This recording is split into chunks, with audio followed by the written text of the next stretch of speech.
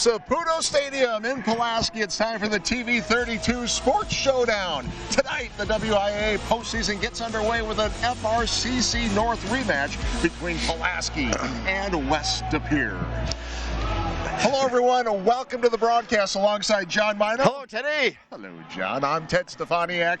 Hey, hard to believe the regular season over. The postseason begins Well, tonight. it feels like the postseason a little bit tonight. It's a little chilly. It's a little chilly, but not too bad. But you know what? Talking to both coaches just moments ago, they are ready. They love this weather. Oh, absolutely. This is perfect football weather. It really and truly is. And, you know, last time we saw West De Pere players in that hurricane in De Pere, and it'll be nice to see them tonight with the real offense that they've had all season long. They throw the football real successfully. Pulaski, they don't care. They'll play in a monsoon. They'll play in a snowstorm. They'll play in a blizzard. Doesn't matter because they're going to run that single wing, and nothing's going to stop them. Yeah, these two teams faced each other just a few weeks ago. It was October 1st, and it was Pulaski that came away with a 21-7 win over West De Pere. But here we are in the postseason, and I, you know, this is really kind of a toss-up game, even though it's a 3-seed versus 6-seed. Well, you know, for a first round, sometimes there's some pretty lopsided matchups in first rounds. I think this is about as good as you'll find in that way. But, you know, I was talking with one of the Pulaski people, one of the parents walking in, he says, man, it's a whole different feeling, isn't it? He said, I remember you talking about it last week about this could be the last time you ever put on shoulder pads. He said, today it hit me. Might be the last time I see my son in shoulder pads. So that's what's riding on these games this time of year. And we are underway. Live football, Division II, Level 1 playoff is underway, and it is West De Pere in the white jerseys receiving the kick, and what a return for the Phantoms to start this game, John. Boy, that's not too bad of a way to start a football game there, Teddy. Beautiful return, bring it all the way up to the 50-yard line. Pulaski's in their red jerseys tonight. They're coached by Jared Marsh, 8th season with the Red Raiders as the head coach. West De Pere wearing their white jerseys. They are coached by Chris Bryson in his 2nd season as the head coach of the Phantoms. As you take a look at that offensive line of the West De Pere Phantoms. Of course, this team, a little different than we've seen over the years, John, with the Phantoms mixing it up a little bit more with the run and the pass. Right. Bryson. Chris Bryson, of course, their head coach. He was a pro quarterback for years, like 10 years. First one off tackle over the right side. Najee Mitchell, who's an outstanding football player, 5'10", 175. He's only a junior. Picked up at least 5, maybe 5.5 on that carry. Mitchell, a first-team all-conference player, back of the year in the FRCC North. And Coach Grayson told me without question a future college prospect. He's a good one. So a 2nd and 4 already into Pulaski territory. Mitchell with the reception, trying to get to the 35, does. And that's where he is met and pushed back. Yeah, he got all of that, taking it right up to the 35-yard line. So first down on the first series, first couple of plays for West De Pere. And not to kick the dead horse, but the last time we saw them play was maybe the worst conditions for a football game I've ever personally been involved with, Ted. That rain was so hard in De Pere that night. It was incredible. It was actually shocking how well the teams did play without that many fumbles. But the passing game just wasn't there. It was so difficult because it was a tough wind, really strong wind, really hard rain. So we didn't see this passing attack for West De Pere that has been really successful this year. See the defensive starters for Pulaski. Jake Adams, one of the leaders at the linebacker position for the Red Raiders. So a 1st and 10 from the 35. Up the middle they go again. Give it to one of their big men, their big running backs. I'll tell you what, I was down there on the field before the ball game. And Andrew Boggett, I'll tell you what, 6'1", 220, just a sophomore. Look out for this big kid. Like I said, I saw him on the field, and it's like, whoa, that's a big running back down there for high school football. Baumgart, I'm sorry, yep. 33 carries coming into this game. I couldn't find my glasses. That's okay. I got them now. It's a postseason. You work your way slowly into the season. Really? I thought we should be sharp by now. No? Mitchell again with the reception. West De Pere going with that little chop 'em up type of offense. Another gain of 5. They'll take that every time, and I'm sure as soon as the DBs come up a little quicker on that, look for that quick pump fake and the hitch and go. Giving them a lot of room that time. Defensive back, Riley Loam. We'll call his name a bunch. Remember one of the last Pulaski games that he was all over the field. We've seen both of these teams this season. You mentioned that monsoon where we saw West De Pere. Saw Pulaski just a couple weeks ago in the FRCC North Championship in a game I'll never forget. That was a good one. Across the middle. That's Norgard. And he will have a first down to about the 24. Langdon Norgard, another sophomore. They have a lot of sophomores. It's incredible when I was going through the roster yesterday. Let me see. 1, 2, 3, 4 sophomores starting. Norgard, second team, all-conference receiver. Nice size, 6'3", 185. Dad was pretty athletic too, wasn't he? Who's he? West De Pere. Well, he didn't go to West De Pere, but he was at Green Bay, the University of Wisconsin, Green Bay. Jeff Norgard, the basketball player. Nice gain up to about the 19. Up the middle for a couple of yards. Actually, I asked Norgard before the game if his dad and mom were here if it was too cold for him. I said they're going to be here. Dressed like me. Exactly. Like ice fishing. You're going to ice fishing derby after this, right? With the way you're dressed. I think we're going to try. Just going to sit on an overturned bucket on Shano Lake. 2nd and 5. This offense looking sharp for West De Pere here in the early going. West De Pere sitting on the 19-yard line, sitting in the Gallagher's Pizza red zone. First time tonight.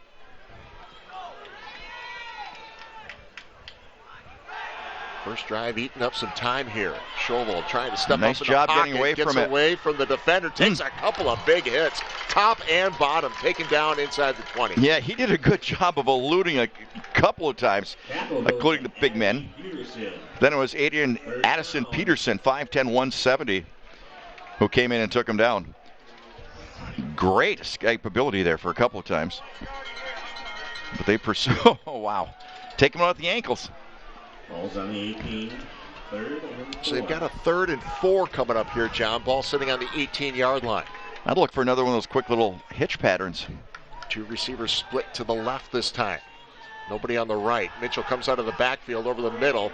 They drop it off underneath, and that Jonathan is going to be Castor. Nice play call, nice gain.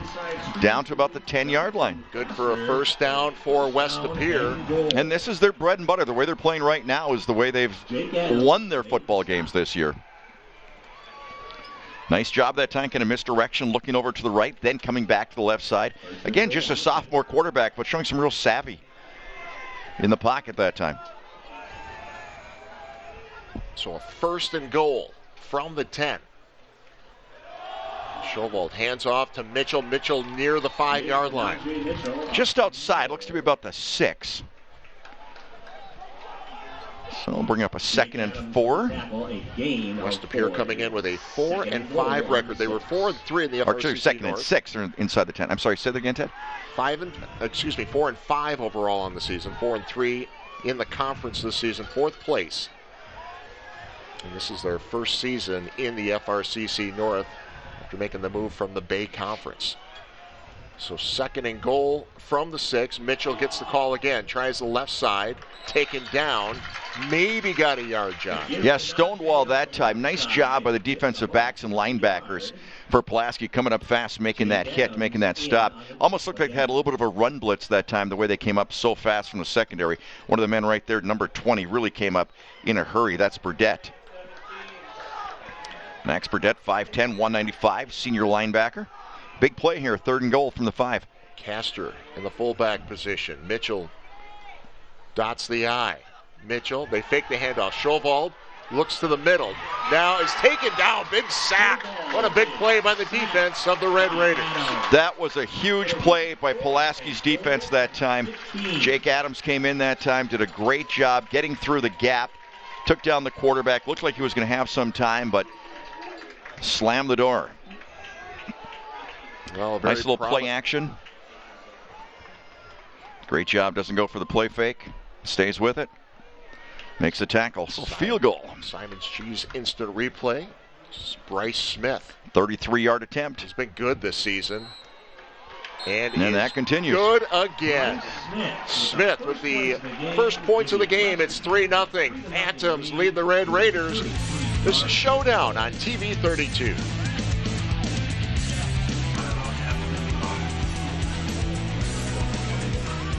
So 3-0, West Appear leads Pulaski in a long drive that ate up a lot of time. Well, it started though with a really nice return up to the 50-yard line.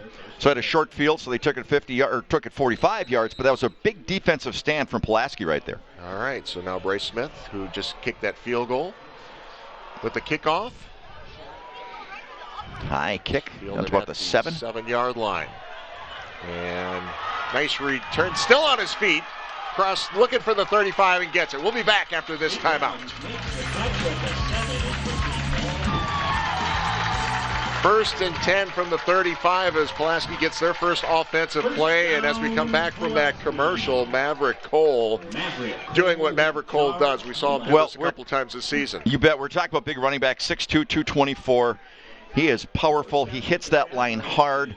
I would not like to be a defensive back on a cold night coming up to stop that big train. They've got a couple of outstanding running backs on this team. You'll see them tonight. It's Cole again getting the call. Dances a little bit in the backfield, still on his feet across the 20-yard line. Big run for Maverick Cole. Thomas Walder, number 23 for West Pier, making the touchdown-saving tackle that time. Knocking on the door in the red zone. Yeah, the last time we saw Pulaski, I'll tell you what, that young man, I don't care whether it's the first play of the game or the last play of the game, he hit that line with just a head of steam, determination. Really a tough football player. Take a look at the offensive starters for Pulaski tonight. We've got some good ones down there. We talk about the running backs, big offensive line. And there's the West Appear defense stepping up. Yeah, Marashek with the carry that time, kind of stacked up at the line of scrimmage. Gain of about a yard, maybe a yard and a half. Second and 8. Bring up 2nd and 8. And of course, if you haven't seen the Pulaski offense, I think everybody has at one point or another. It's unique, a little bit of a throwback, the single wing, a lot of misdirection, all those sorts of things. Not a quintessential quarterback or anything like that. Derek Block is the quarterback, but the snap goes directly to Marashek. Nice job on the part of the West Pier defense that time. But that's what makes it so tricky to defend this offense. They're direct snaps as you take a look at the West Pier starters tonight. So a 3rd and 10, a loss of 2. You know, back in the day, Teddy, the guy that took the snap in this offense was actually called the tailback, and the quarterback was the fullback. Did you know that? I didn't know that. It kind of evolved into what, the Wildcat, right? Yeah, I guess you could call it that, yeah. But I just taught you something about football history, didn't I? Yes. Well, you are always teaching me. One thing I learn a lot from you, my friend. You're a great student, Grasshopper. There's a misdirection, looking deep. 2nd and 10 over the top, might be and a flag coming in, you bet. You know, he wasn't going to get to it, but it didn't matter. The feet got tangled up. They were looking for Robidik. Yep. And he got tangled up with the defensive back and went down. Nice play fake on the part of the quarterback that time. Although it was actually good coverage. But without question, you had to throw a flag on that. So sitting inside the Gallagher's Pizza red zone. Move it up a little bit more with the penalty. And again, if you're used to watching the NFL rules. Right. Right where it happened. It's not the spot. Whole different story. Yeah. A whole different game. Dead ball or defensive pass interference. Half the distance. It'll be 3rd down. Tom Keel wearing the white cap for us tonight, the lead official with the crew, along with Tim Rupiper, Sean McQuillan, Dave Birkin, and Charlie Simon. So 3rd and 1. Who's got the ball, John? The third guy. I think he's got enough for the first down. It's going to be, I think he's got it. Yep. Derek Block with the carry, 6'1", 185. He's a junior. Yes, sometimes you just watch the play develop and you go, okay, I'm waiting for John to call the name. Or you wait to see who flips the ball to the ref. No question, I have done that. And they really mix it up. And by the time you get to this point of the season, week 10, the first week of the playoffs, I mean, these offenses, they've gone pretty deep into the playbook, and the way these two teams have played this year, very outstanding, and that allows coaches to add a few more wrinkles. So again, this looks like Maverick Cole. Up to about the 6. So 2nd and goal from the 6-yard line. Cole with the kick. So again, they got big running backs there. Cole at 224. Just a junior. Imagine coming back next year about 235. Wow. Timeout on the field. So we will step away as well. 2:50 left in the first quarter with West De Pere leading Pulaski. First quarter. So a timeout here with 2:50 remaining in this first quarter. Talking about Pulaski and how well they played this year. 7-2 overall in the season. 5-2 in the FRCC North. Third place. And one of those losses came with 1 second left to play in the ball game against De Pere right here about 3 weeks ago. 2 weeks ago? 2 weeks ago. 2 weeks ago. In one of the best high school football games we've ever done. October 8th. Yeah, we've seen some really good football games this year on Showdown. The crew's been outstanding, and we appreciate everyone watching all of our games this year, and certainly our sponsors. So this is a 2nd and goal from the 6. The big and man. It is Cole in for the score. Touchdown, Pulaski. Again, nice faking in the backfield. Cole had himself a nice hole that time. Took it in from 6-yard line to take the lead. So both offenses just marching down the field, although both offenses getting good returns on the kickoffs. And then a lot of people are watching number 2 over there, Derek Block, as he took the fake to the left side. Leaving a hole open for the big running back, Maverick Cole. And the extra point is good by Will Steno, and it is 7-3. Pulaski leads West De Pere, so both teams come right out with some scores. Well, Bellin Health Titletown Sports Medicine and Orthopedics is proud to provide licensed athletic trainers for area schools and local athletes. Tonight it's Janine Zemer and Abby Klicka working the sidelines for West De Pere. Thanks to Janine and Abby and all the licensed athletic trainers who help keep our kids safe and in the game. Bellin Health, the official healthcare partner of Sports Showdown. We've had a lot of fun with the Bellin people all year. We have, and we've got a special halftime interview with one of the Bellin Health team members. You know, I'm not even kidding about this, okay? Yeah. I think I've got a pulled quad. You should have had Josh look at I know, right? Janine I know. and Abby maybe I after know. the game. I know. I struggled coming up the steps tonight.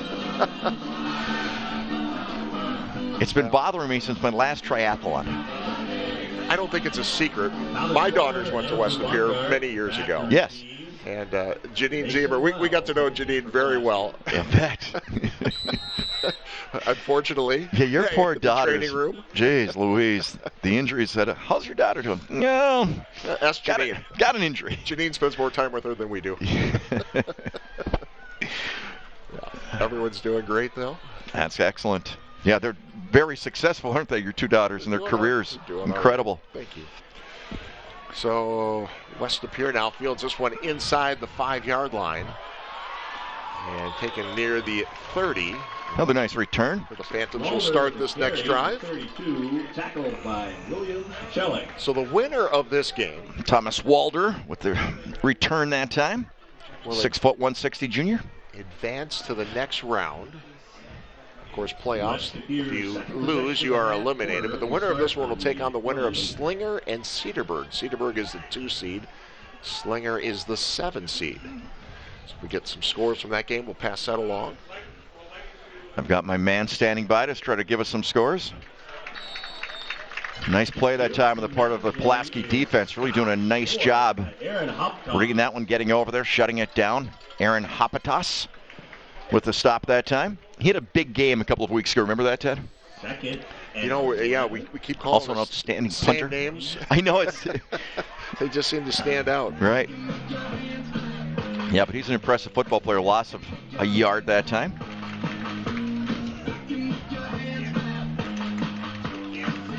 As his first quarter speeds by. Yeah, it got off to a really quick start, didn't it? A couple of long drives for each team inside of 2 minutes of this first quarter. Schovold looks downfield, nice pass. over the middle, and through the complete. fingertips. Had the man he was looking for. Schovold's pass incomplete. Mason Petzel on the defense that time did a nice job. Really nice job. Plenty of time for Schovold that time. Yeah, plenty of time. in West Superior territory. Joey Reisenberg, the intended receiver. So 3rd and 11. Trips formation to the right. One man in the backfield. A little bit of a screen to Nordgaard. He's got a chance. Oh, nice tackle. Got away from the first defender. Yep, Mason Wells came up and made the stop. A 4th down. So 4th and 2, and it is not 4-down territory. You're not. It is. But it is. Oh. Wait a minute. Oh. Hold on, Johnny. All right. And then you don't have the binoculars tonight. Right. First time I've been wrong for the night. I'm not going to say the season, but the night. So I think they're just trying to drive them offside. Draw them offside. 2. And a timeout called by West Superior. Timeout to avoid a delay of game. So they will take a timeout. Pere Health is proud to be the official healthcare provider of the Pulaski Red Raiders.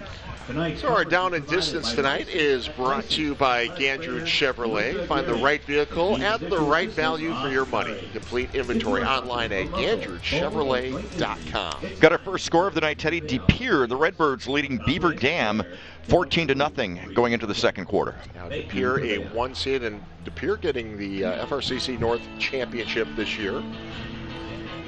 So if they win, they'll take on the winner of Kaukauna and Hartford. That game being played Which in would be Hartford a good tonight. game. I don't know anything about Hartford. I don't even know where Hartford is. But Kaukauna is one of those teams I don't think you'd really want to play in the playoffs. We saw them in the very first game of the year, and they played some other teams that they lost really tough. That's a good football team, Kaukauna is. It sure is, and they're in that tough conference. Absolutely. Oh, man. So you're playing Appleton North. Right. There's a team in, that's a Kimberly. They make paper. Yep. And they make state championships. They certainly do. So nobody back deep for Pulaski. It's a nice roll inside the 20-yard line down to about the 12, 13. Joseph Joyner's punt rolls to a So stop. just under a minute to play in this first quarter. 13. So West De Pere give them a long field this time. I'll tell you what, that young quarterback, though, for West De Pere, he's got an arm on him. I was watching him in the pregame when I was on the field as well. That's a strong arm. They've got something special coming with him down the road. Without a doubt. Again, just a sophomore. The Pulaski team hasn't thrown a lot this season. Well, they never do. First man through. Nice job up to the 25-yard line. Marashek takes that ball. It's Marashek. To a first down. Nice gain for a first down. Aaron Marashek. Yeah, 5'10", 180. He's a senior. Thunder and lightning. Yeah, they really do, don't they? Yep. And both of them are both thunder and they're both lightning. Good point. I tell you what, though, like again, West De Pere has seen Pulaski numerous times over the years, but if Pulaski goes deeper into the playoffs and plays some team from the western part of the state or whatever, what a difference is for them trying to prepare for an offense like this. Second man through is the big man. Another nice gain of about 6.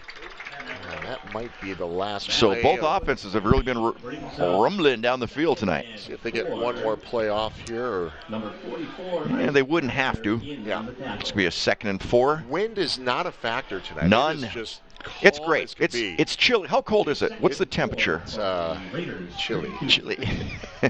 No. That's the wrong word. Crisp. Crisp. Yes, I think it's a that's a better crisp. word. It's a very nice, Yeah. crisp night. Well, let's work on that. We'll Okay. figure out what the adjective is. Are those Describe the night. adjectives? Is that what they are? Yeah. Okay. All right. We'll be back after this. You're watching Showdown on TV 32. So we get set to begin the second quarter. Ted Stefaniak, John Mino with you on the call tonight. Pulaski leads West De Pere 7-3. Maverick Cole gets the call to start the second quarter, and just like he did the first quarter, Yeah. nice little run to the right side. Another big gain to about the 41-yard line. He's got it rumbling tonight, taking over that right side. Thomas Mudd and Eli Forseth on the stop. Take a look at off tackle on the right side. Gets some nice lead blocking. He does the rest. Maverick Cole close to 800 yards coming into this game. on 126 carries. And there he is again, and that time Westy Pere just gang tackled him. They had 4 white shirts around him that time. A couple low, a couple high. That's what they've got to do with a running back that size. Just get as many bodies in front of him, tangle him up, do whatever you have to do. But when he's one-on-one, and he's got that gap coming in the off tackle or over the right side, he is a formidable running back, because I'll tell you what, he's got speed and strength. Scored the first touchdown of the night for Pulaski, his 13th rushing touchdown of the season. This time it's Aaron Morashek. Nice game. Across the 45. Up to about the 47-yard line. Tackled by number 44, Isaac. Bring up a third down. So another good-looking Isaac Castor, by the way, with a tackle that time. He's one of those sophomores I was talking about, Ted. Number 44, 5'10", 175. He's a sophomore. So 3rd and 4 from about the 47. Big play for Pulaski. And the West Pier defense trying to get that That's stop. right. Midfield. Direct snap again. Maverick is going to be He's going to be short by at least a yard. He's at about the 49.5-yard line. 4 down territory. 4 down territory. Their own 49.5 yards. Yes. 4 down territory. Well, what? With the way they can run. Exactly. And move the ball. Exactly. They could be that much of a risk here. I'm going to make a prediction. Yeah. It's going to be a run. 4th and 1, Pulaski. What do you think? Pretty safe with that. Whoa! I am wrong. It's a quick kick, and it didn't go very well. Just past the 40-yard line. Maybe. Let's see where the referees. Just over the halfway point. Yeah, he's going to be at about the 42. All right, we'll be right back. Well, back from break, and it's a 1st and 10 from the 42 as West Pier takes over after the quick kick. Yeah, that did not work out. They tried to do a little bit of the fake and the quick kick. It did not work out. It went only to the 42-yard line. First play handed off to Najee Mitchell. He takes it over the right side, and a big gain all the way down to the Pulaski 39-yard line.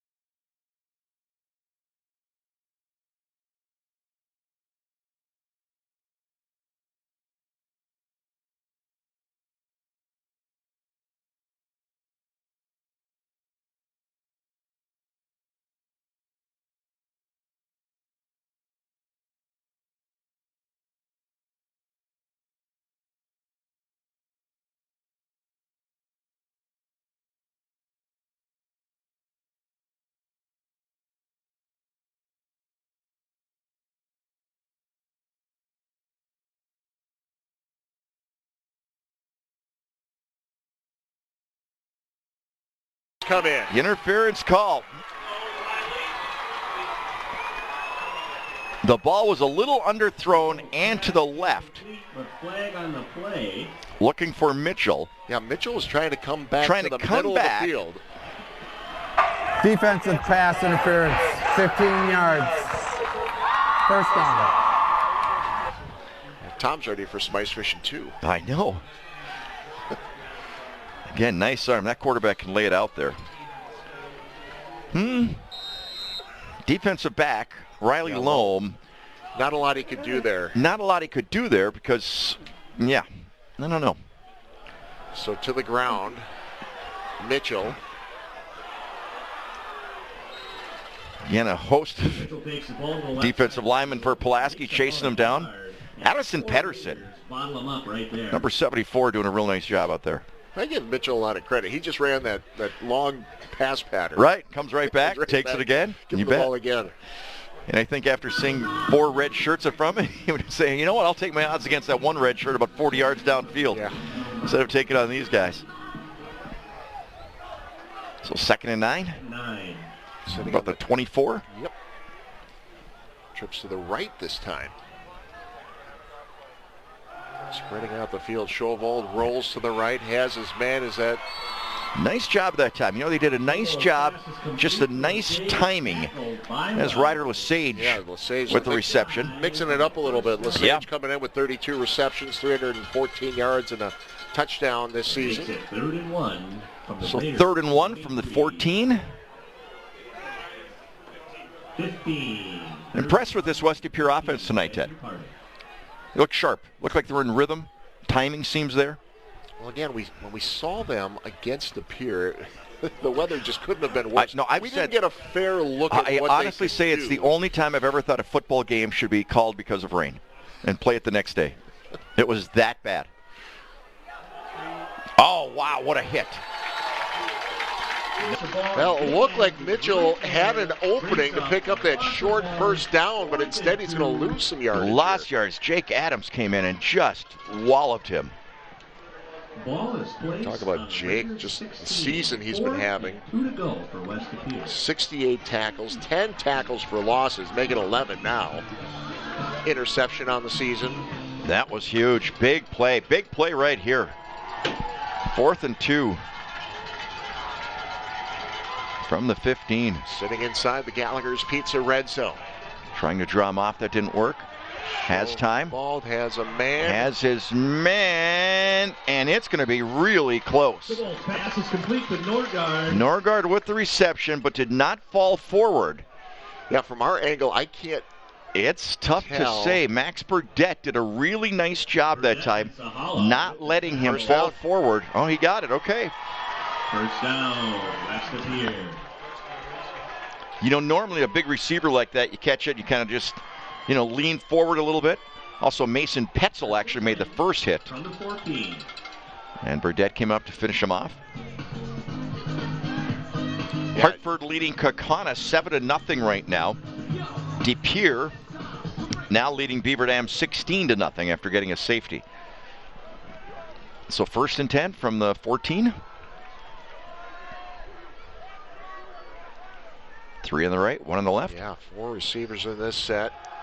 They go to that left side. They find Norgard again, who was fighting for the 5. He's going to be just shy. On the 5-yard a nice line. pickup here. Burdett and Loam making the stop once again. Still pick up a first down without getting a touchdown here. Right, to about the 4-yard line. I'll tell you what, yards after the catch are going to be really tough against this Pulaski defense, isn't it? Yeah, it certainly is. Bayport 14-0 lead over Manitowoc right now. So ball sitting, they'll call it the 5-yard line. 2nd. Little RPO, and that was shut down. Looked good at first. Looked like there was going to be a big gap. Jake Adams, number 23, once again coming in there, sticking his nose into the play. Not enough for a first down. So 3rd and about half a yard. Looked real good right there, didn't it, Ted? Yeah. And then they really come in and shut it down. Also number 44, Trevin Fatla, in on the stop. Well, this brings up a 3rd and 1. Less than 1. Sitting on the 4-yard line. Tighter formation this time. We'll put Castor in the backfield with Mitchell this time. I formation. Schovold under center. A lot of room to that right. They roll to the right. Schovold looking to the end zone. Did he catch it? No, they'll say incomplete. Pass is incomplete. Jonathan Castor, the intended receiver. Number 21, Jonathan Castor. Rolled him out of the backfield. You go for 3? I think they are. Tell you what, talk about bending and not breaking. That's been the story for the Pulaski defense so far. 4.5-yard line. Giving up a lot of yards, but not a lot of points. Bounced out at the last second. Hartford now leading Kaukauna 13-0. Number 18, Bryce Be a Smith. 22-yard attempt. Bryce Smith on again. And Smith has been good all year, remains perfect. That's 9 for 9 on the season with field goals. So it's a 1-point game after the field goal. Pulaski still leads by 1.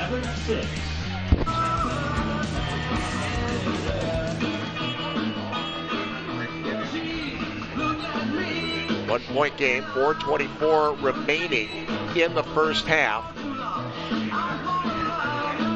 And I'll tell you what, Ted, every possession is vital here because this is a fast game. We've only got 4.5 left to go in the first half. So every possession, you better make the most of it. Absolutely. Because you're not going to get many possessions in the course of the game. So Smith to kick off, fielded at the 10-yard line. And we'll be back after this timeout. Down by number 8, Joseph. 1st and 10 from the 22 as Pulaski's offense goes back to work. That's Block on the carry. Derek Block with the carry. And, we're not taking extra long commercials. It's just that Pulaski, they sprint to the line of scrimmage. Right. They do not mess around in the huddle. They get the play after a change of possession, and they just sprint to that line of scrimmage. Yeah, and just pulling the curtain behind back a little bit on TV. So the WIA does not give TV timeouts like college gets and NFL gets. So you got to squeeze ram them in wherever you can. So it's the 2nd and 7 from the 25. Shut down that time by that Pulaski defense. As Marashik. Hey, Labor's Bus Line needs you to bring our students to school this year. Earn high hourly wages and up to $1,800 in bonuses. Visit golamers.com/careers to apply. Big play here. 3rd and 5. West De Pere wanting that football back one more time in the first half. Pulaski wanting to control the clock, take it down for some possible points. Block. You're not going to do it. West De Pere defense really coming up strong. Bringing up a 4th down for the Raiders. That's a big stop. Zach Magnan, 5'10", 170-pound senior, number 33, coming up making a big stop. Big play for West De Pere right there, Ted. Yeah, they're all big plays when you get to this time of the year. They all, you're right. In a game like all this. Big plays when you're in the playoffs. That's no lie, because once again, what's riding on it? Possibly the end of your high school football career, and there's nothing more fun. Oh, look at this snap. This is trouble. Might want to just run out at the end zone. Oh, nice job. Got it away. Takes a big bump. Oh, wow. That'll end up being a 65-yard punt, basically. What a great job. Mason Wells. My goodness. My goodness. That's worth another look on the Simon's Cheese instant replays tonight. Simon's Cheese. What a fantastic job. Yeah. Simon's Cheese does a fantastic job, too, with the instant replays they bring us for every game. They are our instant replay sponsor. Experience the best of Wisconsin at Simon's Cheese, a Little Chute. What a great job by the punter that time. I mean, I thought he should just run out of the end zone and take the safety. Well, Mason Wells, the punter. Right. And, he was the one that had that quick kick that didn't That's go right, that didn't go that well. Certainly made up for it there, didn't he? And that's going to be close to a 1st down. Whoa, the spot is well short, John. Well, there's a lot of some booing in the stands. Some West De Pere fans would agree with that. Uh-huh. It looked like he caught it. 2nd and 2 at the 48. Yeah. They spotted it. I'm going with you on that one. Riley Loam with the stop that time. 2nd and 1. Inside of 2 minutes to play in the first half. Man, this is flying by. Incredible. Shovald over the middle. Oh, it's picked off. Did he drop it? No. Hung on. Yeah, hung on to it. Is that Wells? What a big play. It's Mason Wells. Tell you what. How's that for a series? Mason Wells gets him out of an incredible jab. Then makes the big interception right there. Wow. That was huge. So 1:37 left to go in the first half. Pulaski, of course, it usually takes them a while to score. Well, but that's enough time. And isn't that something? I mean, isn't that great about high school sports? I mean, absolutely. You make a mistake there on that. And the pooch. He felt terrible about it. Right. And then comes back with a couple of huge plays. Good for him. Yeah. So 1st and 10 now from the 37 as Pulaski takes over after the turnover. And an opportunity here with 90 seconds to go. Maverick Cole, the 3rd man through, basically. A gain of only 2 that time. West De Pere shut him down a little bit. If Pulaski wins this game, that play that he made on that punt will go down as one of the biggest plays that we've seen for a team. Yeah. Seriously, that was that big. Yeah. We'll certainly. I mean, they were ready to relinquish the lead. Take a right closer there. look at that at halftime, right? Because I think you don't realize when you watch it in regular motion. Time out of the field. Pulaski.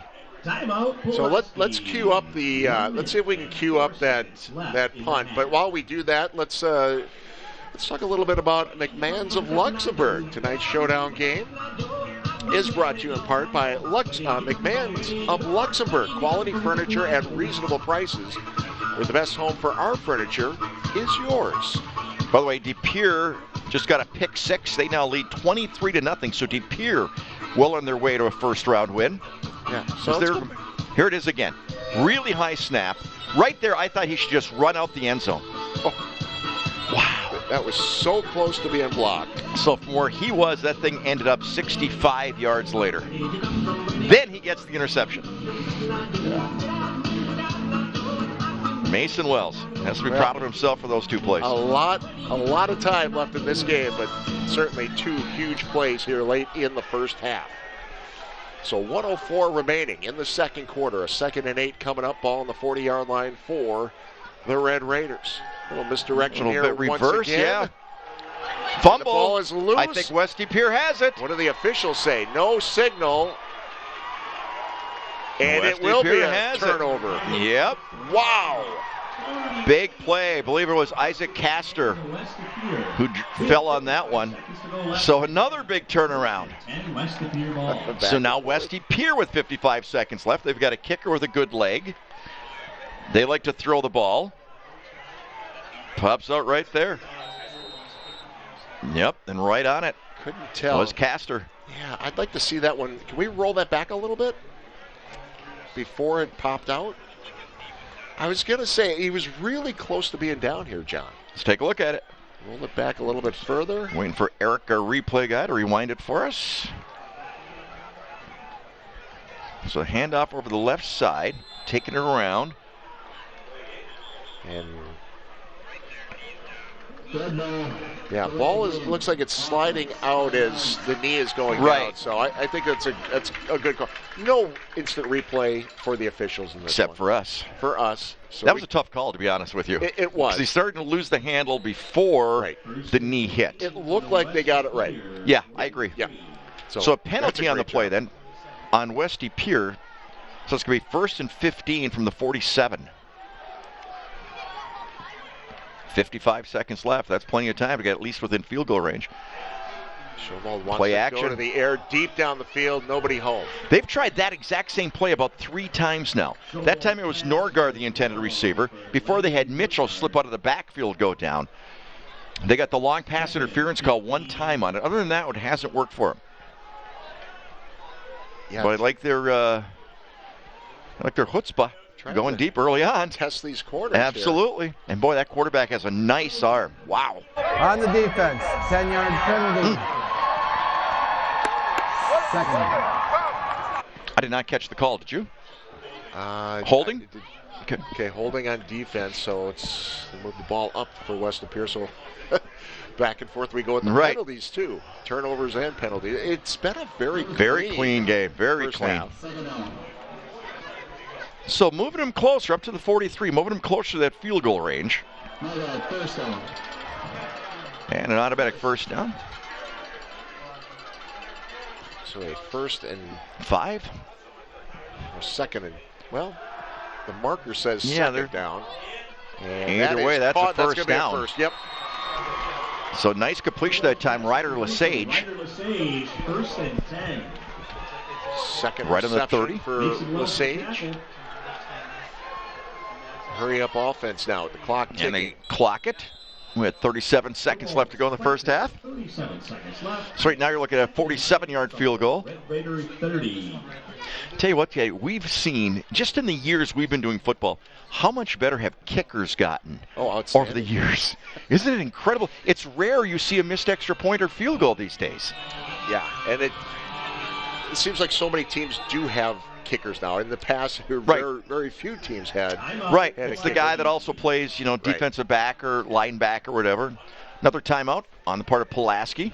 Try to get their defense set here in the late stages of the first half. Checking some other scores from around the area right now.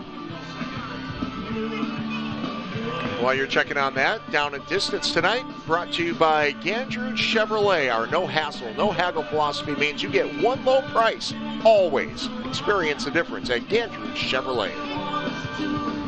It's good to see Manitowoc in the playoffs again this year. I know they had a real tough first round matchup, but nice to see them back. They faced Pulaski last week. Yes. And it's been a rough couple of weeks for Manitowoc Lincoln. Right. They lost 49-0 to this Pulaski team. Right. Pulaski kind of coming off that loss to De Pere. Right. Flexed their muscles a little bit last week.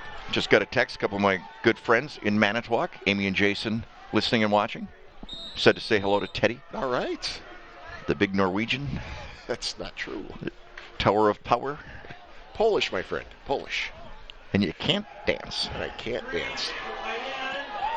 Nice place. Up, flag on the play in the backfield. That play was set up nicely. Paul Kirsten on the reception. To the tight end, but there's a flag in the backfield. I don't know if it was roughing or did he pick it up? Hang on here. Roughing the passer on the defense. That was big. That is huge. They really set this play up nice. Look at Teddy. The misdirection to the left. Tight end sneaks out to the right side. Got the lead blocker downfield. It's big number 74, Christopher Coolidge, 6'2", 240 pounds. I didn't see what. Yeah, the call was on roughing the quarterback. Yes. Yeah. What about it? You could see it develop in that play. It wasn't a whole lot there. Are you correcting me? No, are you scolding me? Not you. What are you friend. doing to me? Oh my gosh! I don't even know you anymore. How can I? I would never try to correct you, my friend. I can handle criticism. No. Oh, okay. You're just reviewing the flag. I want your criticism. I feel like it'll make me better. Constructive criticism. Yes. I'm not going to even try that. You've always known that about me. I've known a lot about you. All right. Is this microphone still on? There's people listening. Oh, that's right. Come on. So here we go. This is a 1st and goal from the 9-yard line. West of Pere. Looking to take the lead here late in the first half. Looking for a corner. A lot of contact. Yeah, looking for a flag that time. Yeah, I think good no call there. Good no call. Yeah. Double team. Nice coverage on the part of Pulaski. Norgard, the intended receiver. We got 16 seconds left. You know, I think Westy Pere would be happy to go into the locker room with a 9-7 lead. But I think they know in a game like this with few possessions, when you're this close, you got to try to get the 7. 16 seconds to go. Sitting inside the Gallagher's Pizza red zone. And that is incomplete. Mitchell on the right side. 12 seconds, so maybe one more play and a kick if they don't score? Yeah, I think plenty of time for that. For one? Yeah. But that's about it. Yep. 3rd down here. So you almost have to think it's end zone or nothing on this play. Let's see. West of Pere does have 2 timeouts remaining now. So if you wanted to try something. I guess, huh? That's why we're not coaching. Yeah. Nobody knows what we're doing. Trips to the left. 3rd and goal. Chauvel. Screen. Mitchell. This is Mitchell looking for the end zone. He's in. Takes it in. Wow, what a great call. What a great call. They spread them out with the trips to the left. Hit Mitchell over the middle, and he takes it in for the score. Big score with 5 seconds left to go in the first half. Another look at it. Weren't sure if they were going to try to push it into the end zone right away with a pass. And I'll tell you what, they would have had to call a timeout in a hurry if he'd gotten tackled outside of the end zone. Tell you what, great vision that time by Mitchell. No question. It's the extra point. They're going for 2 here, maybe? Timeout called by Westy Pere. I would think they're thinking about 2. Well, I guess, I don't know if high school coaches use a chart, a two-point conversion chart. I've never quite understood those charts, to be honest with you. I'll be honest with you. It's just good to say I have a chart. Yeah, it does. It's in my head. It is. But I guess the chart would say. Because if they got 13, it doesn't really do much for them. Right. You know? You go for 2, you get it up to 14, Right. then it's a full touchdown. Exactly. With the extra point. Exactly. So yes, the chart says. That's what I was trying to say without a chart. Okay? That's all I'm saying, Teddy. That's all I'm If saying. you say chart, you sound smarter, I guess. Good point. Well, my chart says. My chart says. My chart says. The Mino chart. Exactly. A lot of doodling on it. Do you think I would have the discipline to do a full chart of numbers? Yes or no? Define full chart. Good point. 3x5 card. Your full chart might be different than somebody else's full Yes. chart. Okay, so we are going to try for 2 here. West De Pere looking to go up by a full 7 points on this attempt. After the touchdown, Mitchell in the backfield. Schovold rolls to the right, throwing to the end zone. Does he have it? Yes, he does. He does. So the 2-point conversion is good, and West De Pere goes up 14-7 with 5 seconds remaining in the first half. Big play. Norgard with the reception once again. You got the big, tall receiver. 14-7. That was huge. So the chart was correct, Teddy. To have that 7-point lead. 14-7, and West De Pere has their first lead since they were up 3-0 early in the ball game. Whoa. So maybe a squib kick here, and that's it.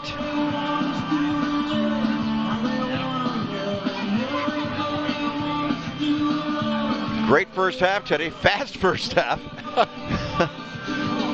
But a great first half. Almost 8 o'clock. Not many punts. But very entertaining. Very entertaining. Goodness. 14-7. Pulaski won the first meeting this year 21-7. This one is going to bounce at the 10. Maverick. Fielded inside the 5. Lots of white shirts. Cole trying to cut it across the whole field. Nowhere to go. And there's going to be, let's see, they're going to put 1 second back on the clock. Or are they going to say it's over? I think it's over, yep. First half comes to a close. What a great first half of football here in the first round of the playoffs. Pulaski and West De Pere putting on a show is the Phantoms with a 7-point lead. This is Sports Showdown on TV 32. Welcome back to Pulaski, everyone. It is halftime between Pulaski and West De Pere. We've got a very special guest with us from Bell and Health. It is Josh Brelanthen. You do a lot of different things with Bell and Health. Tell us a little bit about all the things that you do with Bell and Health. Sure. So I'm kind of in charge of business growth and development at Titletown and kind of bridging the gap between marketing and our service line in orthopedics, and then a little bit of the Packers stuff too, which is fun. One of the things that the hot buttons right now is access in orthopedics, and so one of our key initiatives right now is really giving access to the community that we serve for information instantaneously. It's like if you don't have information yesterday, then that's a problem. So coming into our free walk-in assessment area and having the opportunity to see an athletic trainer and maybe even a fellowship-trained orthopedic surgeon is really exciting and something that I've been personally working on a lot. Yeah, I mean, that facility is just fantastic. If you haven't had a chance to get over there, it's awesome. I've been there. Really need to get over there. If you're visiting Titletown, just walk over. There's so many great things happening over there. But you talked about the fellowship-trained orthopedic surgeons over there. I mean, the top notch. Yeah, they really are, and not only are they the highest trained at their craft, I'll say, but they also have the ability to some of the top of the line technology too at their disposal, from the clearest of clear MRI imaging, X-ray, CT scans, and bells and whistles up in physical therapy. If you've been there, you know exactly what I'm talking about. When you put everything together, you get the complete package. Josh, we talk so much about the advancement and things like that, but what about the advancements such as like this turf that we've seen over the last 5 to 10 years, all the improvements in that? How has that benefited the athletes? It's a blessing and a curse, to be honest with you, and I'll explain in a second. Dr. Anderson, who's kind of world-renowned for foot and ankle, he'll tell athletes that you want a little bit of slippage Slippage is good in preventing injuries. When the cleat grinds on the turf, you want to be able to stop, and if you're an athlete and you want to stop on a dime, a little bit of slippage is good. This turf does an okay job at having some traction for the athlete, but still attempting to avoid the injury. So, excellent. John, real quick, if people want to come in for an evaluation, what's the best way to get a hold of you guys and set up an appointment? Sure. So you can always go onto my Bellin or bellin.org/Titletown, or just give us a call, 920-430-4888. All right. Awesome. Really Thanks, Josh. appreciate you taking some time with us tonight. Thank you. All right. We'll be back after this. This is Showdown.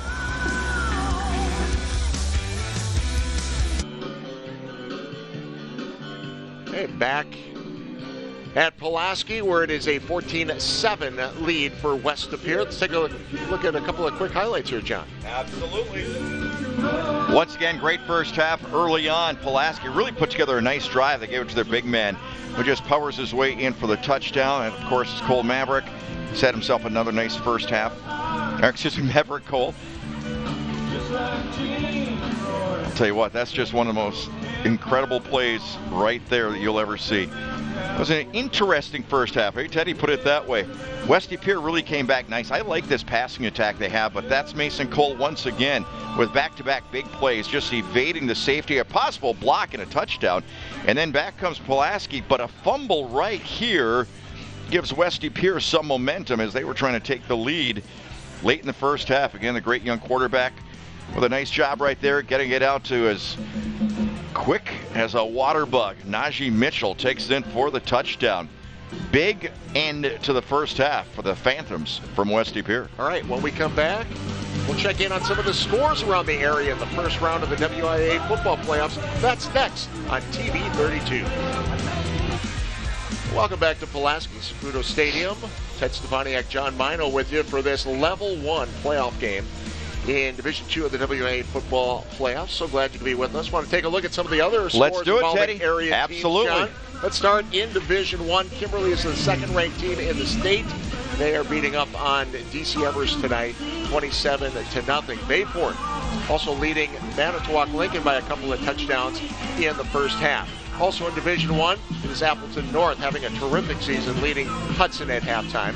And Neenah, a 7 seed, leading number 2 seed Wausau West. I'm telling you, the Fox Valley was tough this year. It has been tough. It continues to be.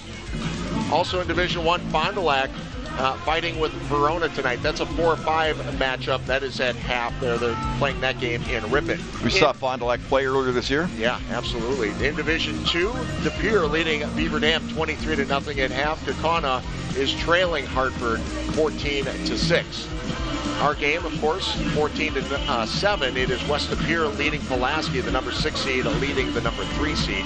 No score in the Slinger-Cedarburg game right now. Of course, the winner of our game tonight will play Slinger or Cedarburg. In Division 3, no score on Luxembourg-Casco Ashwaubenon, but it is Wapaka leading Portage.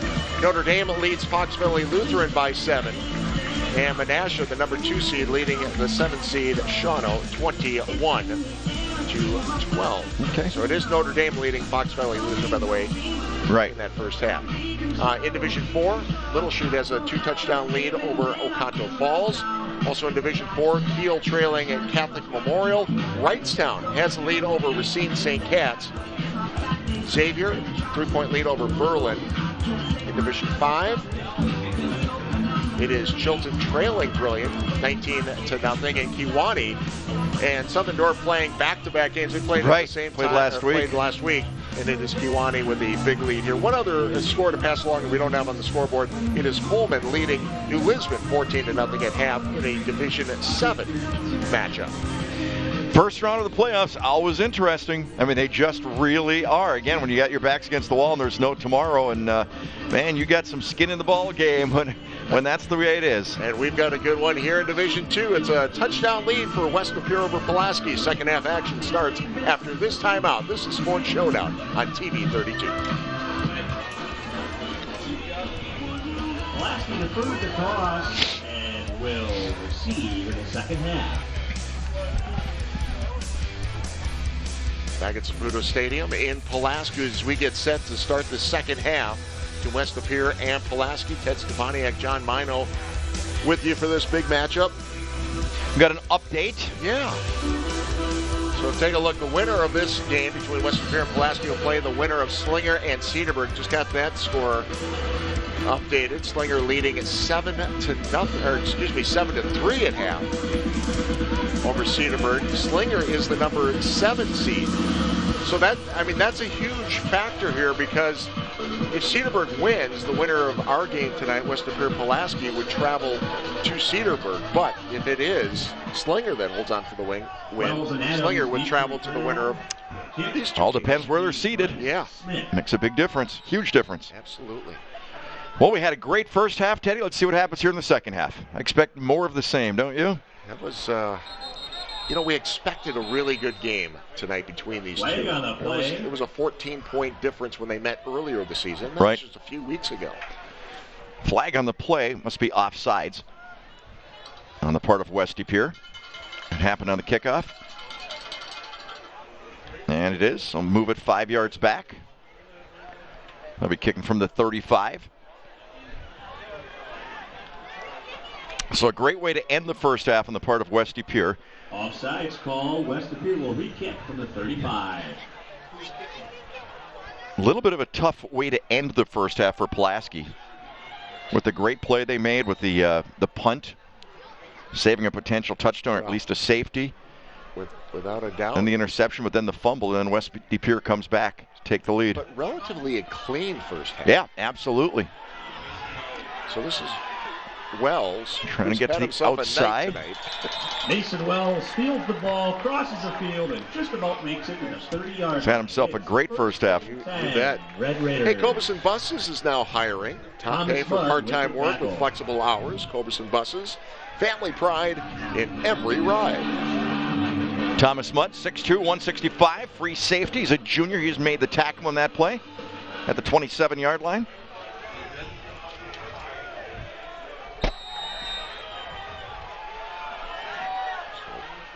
Pulaski goes to work on offense. Maverick Cole. A couple yards on the carry. A couple yards stacked up pretty good that time. The interior of the defensive line for West De Pere. Tackled by Kai. Kai Hillman, 5'10", 290-pound senior nose tackle. Tough man to move. Got about 3 on it. From the 31.5.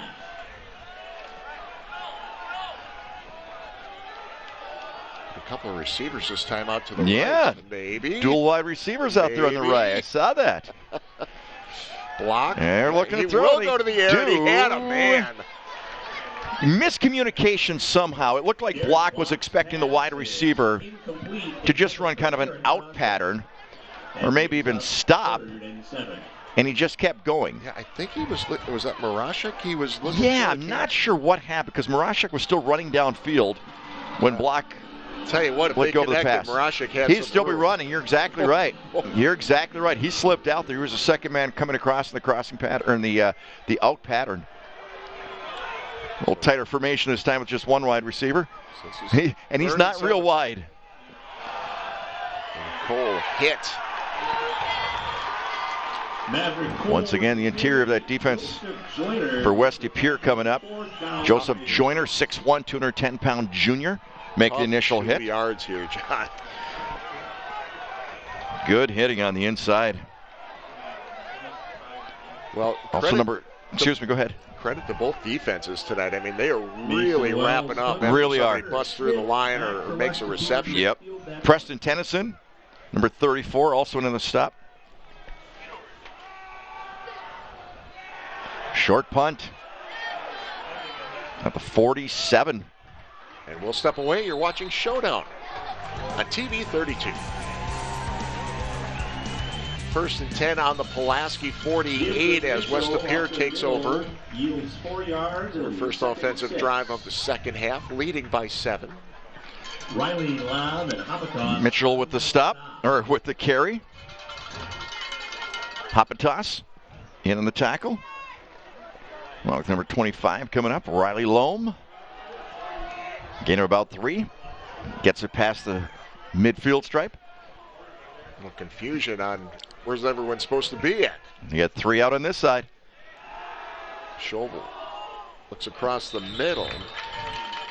Incomplete. Looking for Mitchell on a crossing pattern from the left side. Yeah, that whole play was a little bit out of Yeah, it was. Something just didn't seem right. It was just out of kilter right from the get-go. So 3rd down and 7 from the 45. That may have just been a situation of, you know what?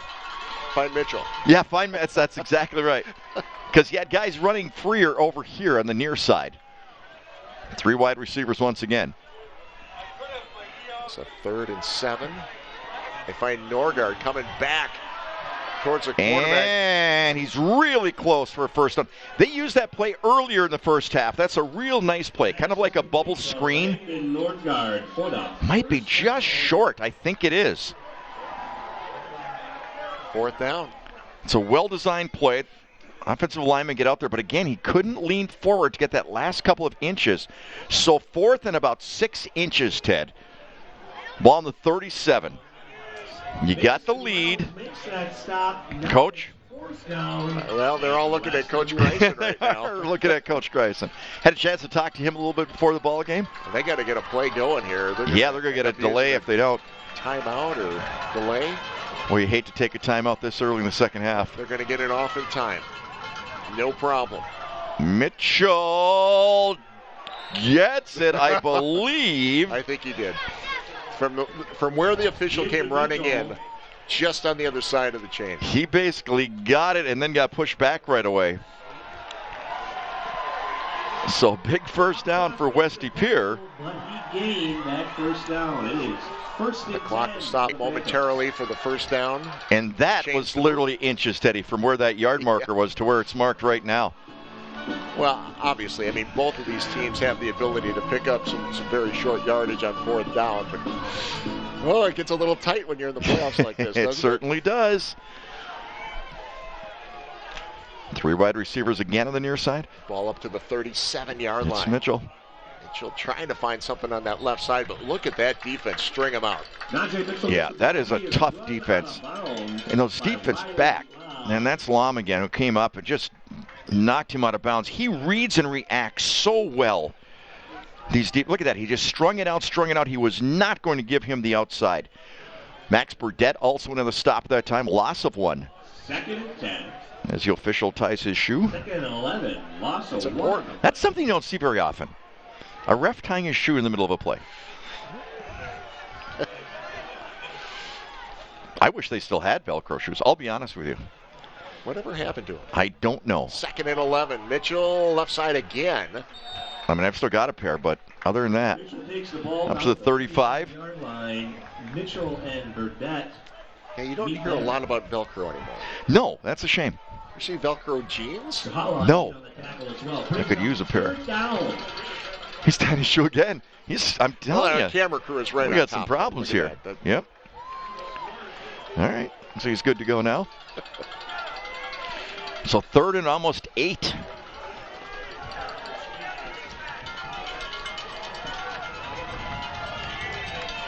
Just under 8 minutes to go in the 3rd quarter. Straight drop back. Screen. And is it Castor this time? It is. Another nice play coming up from the secondary. Mason Wells doing a nice job dropping him about 3 yards shy of the first down. Don't they react well, though, Teddy, these defensive backs and linebackers? Absolutely. Here's another look at it. Good example. I mean, Castor looking for that first down and nowhere to go. Has to start heading to the sideline, trying to get around the edge. And I know they're great athletes, but a lot of times that's really good coaching, really good film study, really good, getting these guys prepped, finding the keys, those sorts of things. Those are plays spawned in a film room. So there's another 4th down, John. Sitting 4th on and the 4. 32. Quarterback draw. Shovald. No. He didn't fool Aaron Hopitas once again. Turnover on downs. We'll step away. You're watching Showdown. 1st and 10. Ball on the 34-yard line. Block. Pass. It's going to be good for a first down. Was that Cole again? Pass is complete to Maverick Cole. It is. Yep, Maverick Cole slipping out of the backfield. Some of these passes aren't that pretty, but that one was definitely effective. They faked the inside reverse. Nice job. Nice catch by Cole that time. Just flipped it over the defender. Brings it all the way up to past midfield.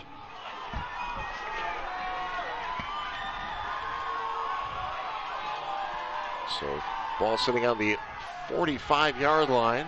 And this is Morashek. Not much there. That was West De Pere was just waiting for them on that play. Well, and I tell you what, credit Morashek. West De Pere was really going after the ball that time and then almost popped out, but Morashek able to hang on to the possession. Shane Kempton, number 5, 6'1", 195, junior safety came up and just shut that one down. A little help from his friends. No gain. But yeah, you're right. They were trying to, once the first guy got his arms around, everybody else was trying to do some ball hawking. Look at a pass again. Ooh. Overshot Morashek. Block with a pass, and that had the potential for 6 the other way. With the DB coming up from that backside. Had the pass not been as high as it was, that had a chance to turn this game the other way. So a big 3rd and 10 from the 45. Under 6 to go in the 3rd quarter. Cole has got a chance. He's got the 50, and then... Nope. Taken out at the West De Pere 47. Well, another 4th down decision here, John. They've been in this position a few times. The last time they tried that quick kick, and it just did not work out. 4th and 3. See, are they bringing Wells out? Once again, there was Thomas Mudd coming up and making the play. Well, I don't see... Now they're bringing in the punter.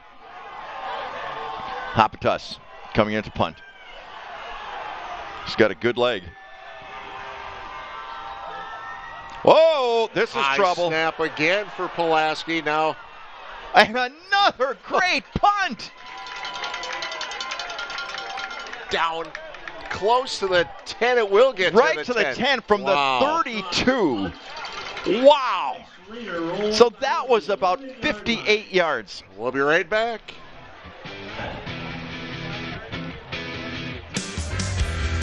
So both defenses step up here in the 3rd quarter, and West De Pere has their 2nd crack at it on offense. Here's Mitchell spinning across the 20-yard line. Good for a 1st down. Okay, we can't underestimate what a tremendous job that was again on the punter for Pulaski. It was a different punter than last time. And we've got an official that's down. Yeah, we got a... Trainers coming out to... We got a trio of Bellin trainers out there, so that's the best part. Yeah. Oh, you don't like to see this. Didn't see what happened. No idea, to be honest with you. But, looks like they're working his lower leg, though. The officials, or excuse me, the athletic trainers are out there working on the official.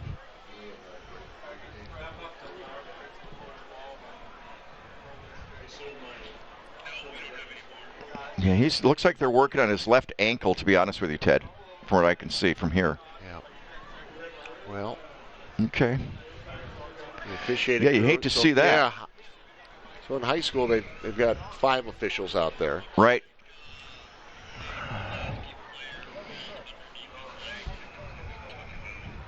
So our officiating crew tonight: Tom Keel in the white cap, Tim Rupiper, Sean McQuillan, Dave Birkin, Charlie Simon. I'm not sure which. Hey, can we go back to that punt once again, Ted? Because, I mean, that could be another game-breaking type play, how disastrous that could have been. Are you talking about Wells? No. Hopitus. Right here. Look at this. Yeah. Really, really high snap. And look at the way that thing goes. That's incredible. What a great recovery. Twice now on the part of Pulaski punters. That's amazing. That is amazing. So the official is still down. He's sitting up now, which is good. But definitely seems like it's a lower leg injury. I don't think we've ever had that before, have we? In all the games we've done? Yeah, we've been very fortunate. Very fortunate. Not to have our officials. But, we're a lot of times as fans and announcers, you sit there and question a lot of the calls. Absolutely. I think that's you do. natural. And we talked to a lot of the officials before games. We always have a great time with them. Yeah, and these crews do just a terrific job. Yep. And now the official on his feet right now. That's good to see. That's great to see. But, they're always looking for new officials. Yeah, it's so hard to find in any sport right now. It is. So he's going to be helped off the field. So he's up and walking, which is great. And I think the other officials are going to possibly help him off the field. Yeah, Tom Keel, the head official, comes over to check on his crewmate. I can't imagine he'd stay in the ball game. No, they're taking him off to the sideline. So he limps off. I mean, but at least he's up and he's walking. Run up you bet. And down the field. He's up and he's walking off the field. So that's good. Absolutely. So they'll check on him on the sideline here. We'll see. Maybe he can get back in to the game. But as it stands right now, with 4:36 remaining in the third quarter, we're going to go with a 4-crew officiating crew instead of a 5-person crew. So back to action we go with West Lapeer on a 1st and 10 from the 21. Andrew Baumgart. That's that big guy that had, Baumgart, that early in the ball game had a couple of big runs. Hasn't really carried the ball all that much ever since then, actually since the first quarter. This is what I told you pregame when I was down there. 6'1", 220 pounds, just a sophomore. Look out for this kid down the road. Big gain, 8.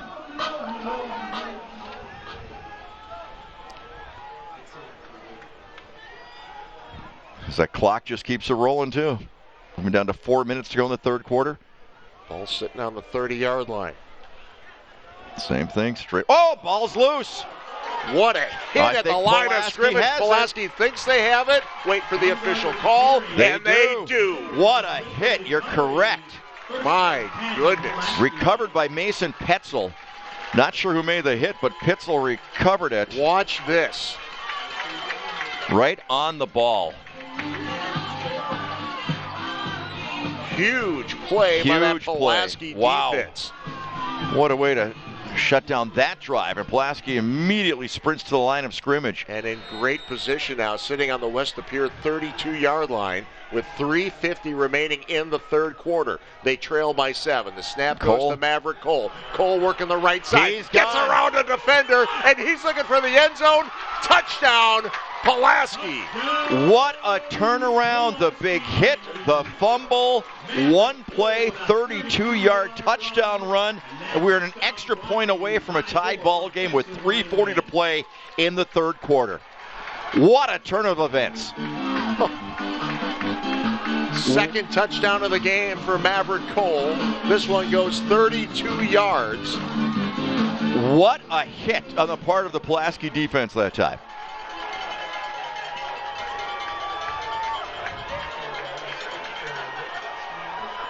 Big extra point. And it no good. Oh, wow. my. Did not expect that. It was no good. Pulaski trails by 1. Well, we go back to the touchdown. Cole once again, he goes basically untouched. And just sprints to the end zone, wins the race. We've seen the big man go get physical. Absolutely. In the middle, but that see those wheels, you bet. Showing the jets and the vision to find that open space and take it in for the 32-yard touchdown. But the extra point attempt is no good, so that leaves West Lapeer with a 1-point lead with 3:40 to go in the third. Man. Now what do you think back to, Teddy? What are you thinking back to? West Lapeer going for 2 back when they did. Well, yes. Huge. Going for 2 back when they did. And now it may be a situation that Pulaski will have to go for a 2-point conversion if they get that opportunity later in the game. That 2-point conversion might turn out to be absolutely momentous for them, depending what happens over the next 15 minutes of this game. Has this game just been all over the place, or what? The ebb and flow is just incredible. Terrific. What you expect. Yeah, when you get these two teams, you're right. Two of the best in the area in a first-round playoff game. So Wells. Low liner at the 20. Well, the down and distance tonight is brought to you by Gandry Chevrolet, Wisconsin. It is Wisconsin's #1 selling Chevrolet dealership. Gandry Chevrolet. William Strachelic, another sophomore, making the stop that time for Pulaski on the return. It'll be interesting now to see if Pulaski's dauber is down a little bit, so to speak, missing that extra point, being so excited and everything. And let's see if that carries over the defense. That does happen sometimes. Well, after what we saw the Pulaski defense did last time they were out here, I mean, they are hitting hard. Wow, bringing it strong. We're going to need another stop here or another turnover. Plenty of time here left in the second half.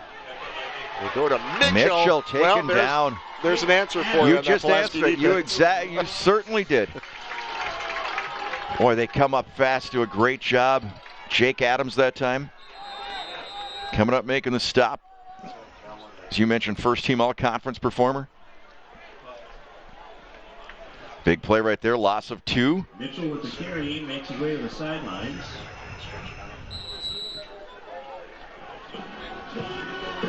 Ted, we were talking earlier in the ball game about you're not going to have a lot of possessions in a game like this because there aren't a lot of huge plays.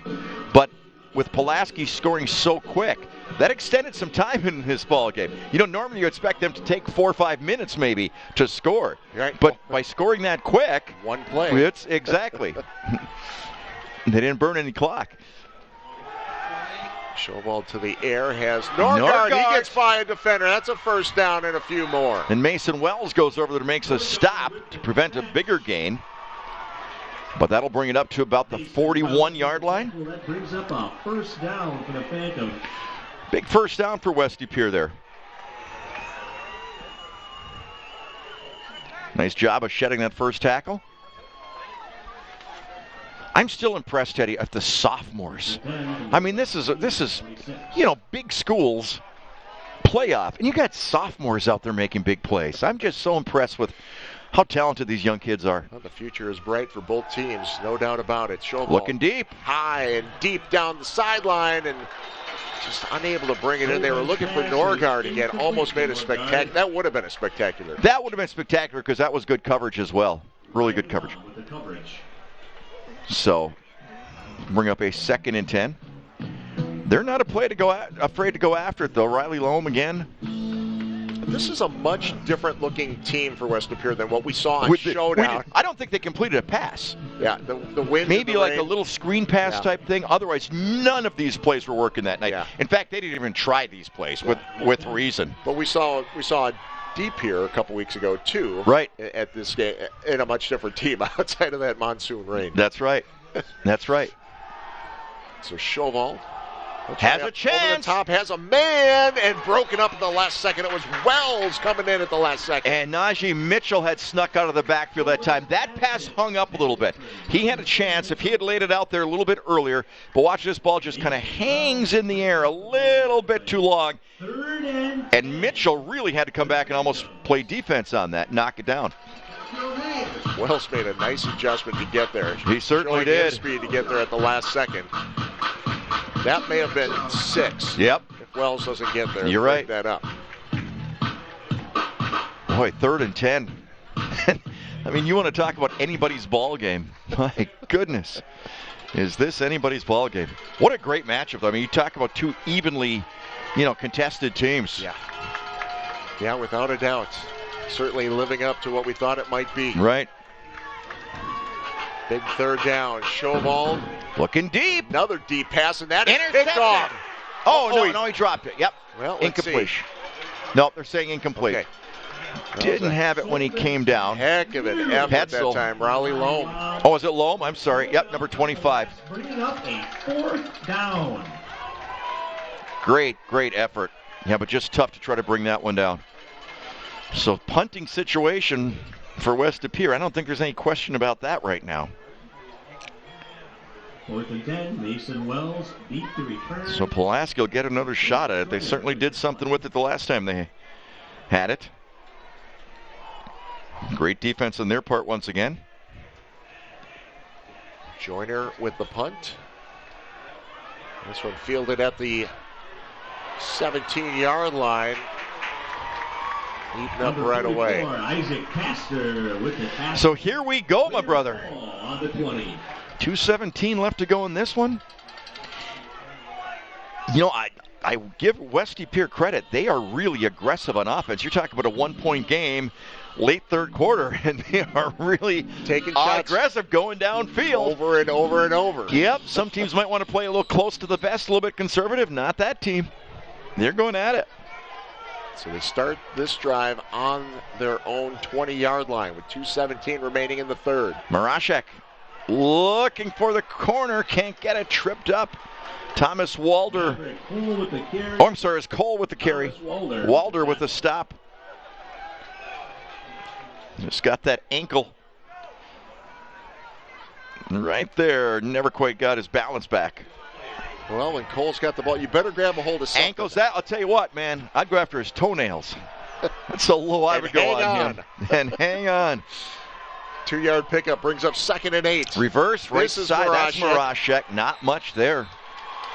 Not much there. Shut off on the inside. So now the Westy Pier defense is coming on strong. Joseph Joyner that time, 6'1", 210-pound junior, making the stop. 3rd and 6 coming up. Man, these guys are getting after it. Are they ever had these two defenses have brought it up a notch, haven't they? So here we go. Another tight formation. Loaded up to that right side. They need 7. Block. Looking to pass.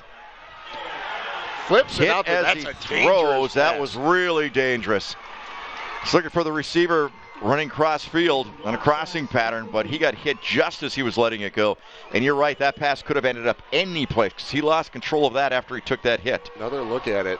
Right here. So, I mean, I don't even know if that was a pass as much as kind of a thrust forward from the hit. He wound up to make the pass, and then he just got crunched. Right. That ball came sliding out.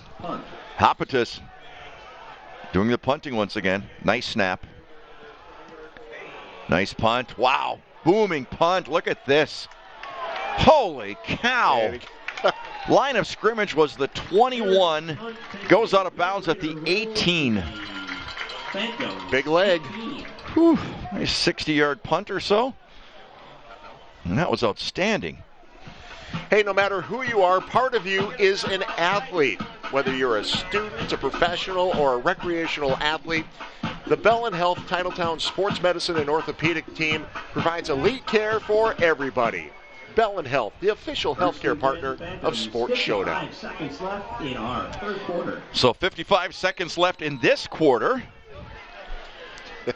Don't go anywhere. I don't go anywhere. This is, whew. Whole another quarter to go. See if Westy Pier stays wide open the way they've been in the last couple of series. End up straight up the middle, but again, that Pulaski defense is tough. That's a big Baumgart. Jake Adams with the ball. Jake Adams comes up once again, makes the stop. Gain of 1. Adams has had that big season on defense this year. He's outstanding. I'll tell you what, Teddy, watching him, he's one of the best. I don't know if you consider it a linebacker or a defensive back or whatever position you want to call him. He just does an outstanding job. He really does. Really aggressive. Really does a great job of reacting, reading the plays, following his keys. Does a great job. 2nd and 9 in what might be the last play of the third quarter. Play action. Chauvel to the air, has a man. It's complete and out of bounds with 7 seconds remaining in the third. Yeah, that's that nice little play they've run a couple of times. Joey Rosenberg make the catch, 6 foot, 165. Sophomore. Another sophomore. Another sophomore. 3rd and 6. Rosenberg. What do you call here, Coach? That screen certainly has worked good for them. They've run it twice. The bubble screen has worked well. Yeah, I don't see this staying on the ground here. No, I don't either. How much time left there? 6 seconds, and the clock is stopped. So 3 receivers to the right, none to the left.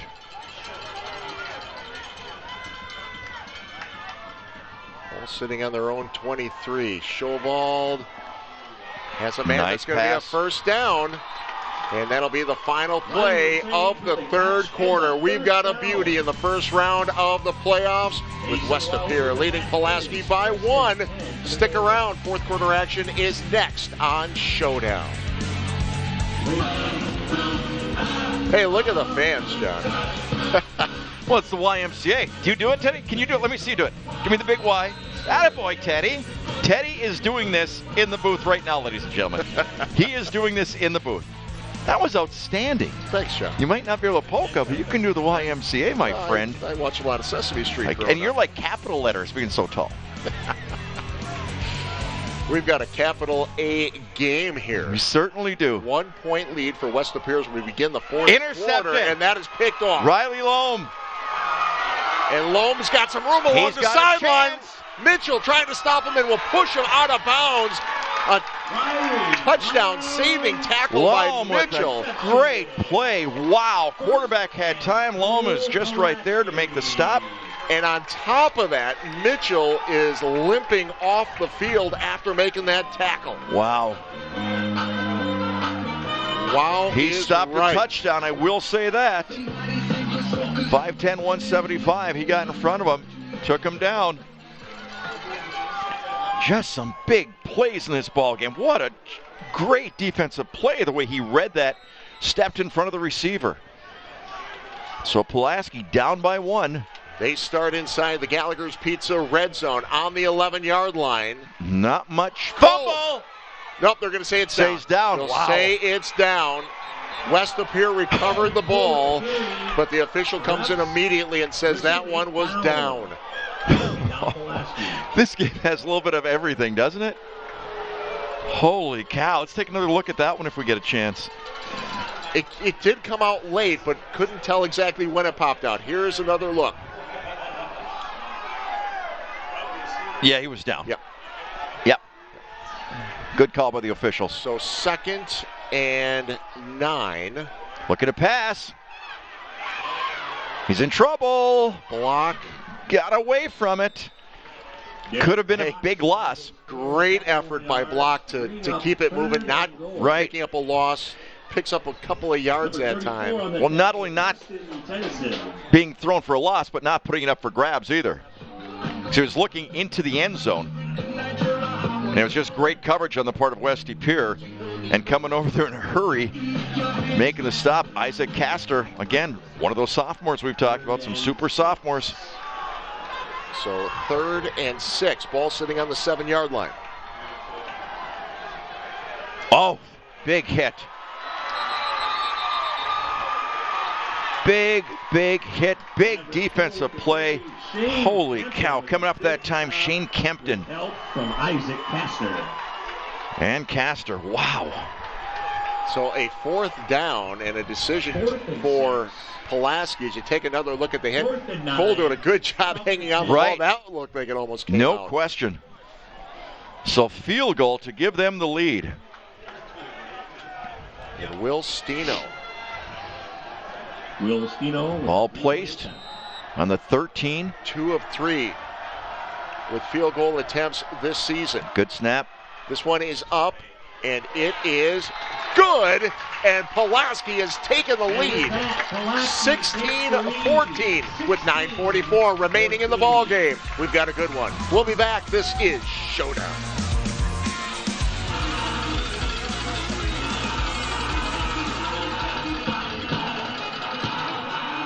(16-14). Pulaski takes a 2-point lead with 9:44 remaining in the ball game. The field goal by number 5, Will Steno, getting ready for the kickoff. How big was that for Will Steno to get that kick there after missing the extra point? Absolutely. You better believe it. Shook it off, comes back, just splits the pipes with that one. There was electricity throughout these stands, Ted. You know, both sides are on this side in these stands. They're not using the visitor stands tonight. There is electricity. You can feel it coming out of these bleachers tonight. First round playoff game.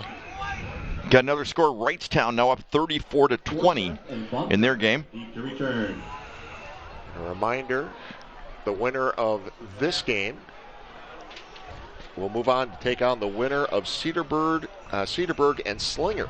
Wrightstown will on their way tonight, as I mentioned, 34-20. De Pere 30-0. Freedom 34-7. Wrightstown now leading 26-20. Hartford 14-13 over Kaukauna. Winners tonight all moving on to Friday night games next week in Level 2.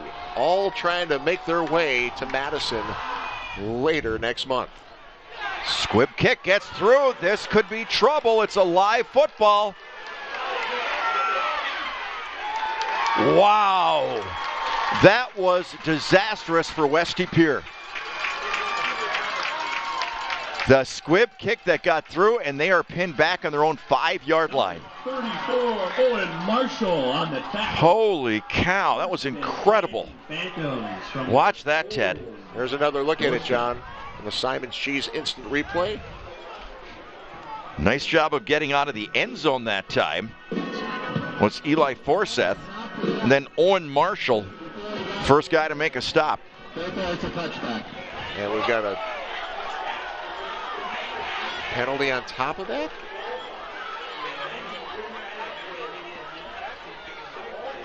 Oh, they called a touchback. A touchback. Okay. Yep. All right. No penalty. A touchback. Huh? Touchback. The ball's in the end zone. First and 10. That's right. It was in the end zone. Okay. We watch too much NFL, don't we? I'm just wound up watching this one. This is a good one. This is a good one. So they start on the 20. It's Mitchell, so he's back. Fumble! Is there a fumble? It seemed like it popped loose, didn't it? Pulaski thinks it Pulaski was. thinks they have it. Nothing from the officials yet.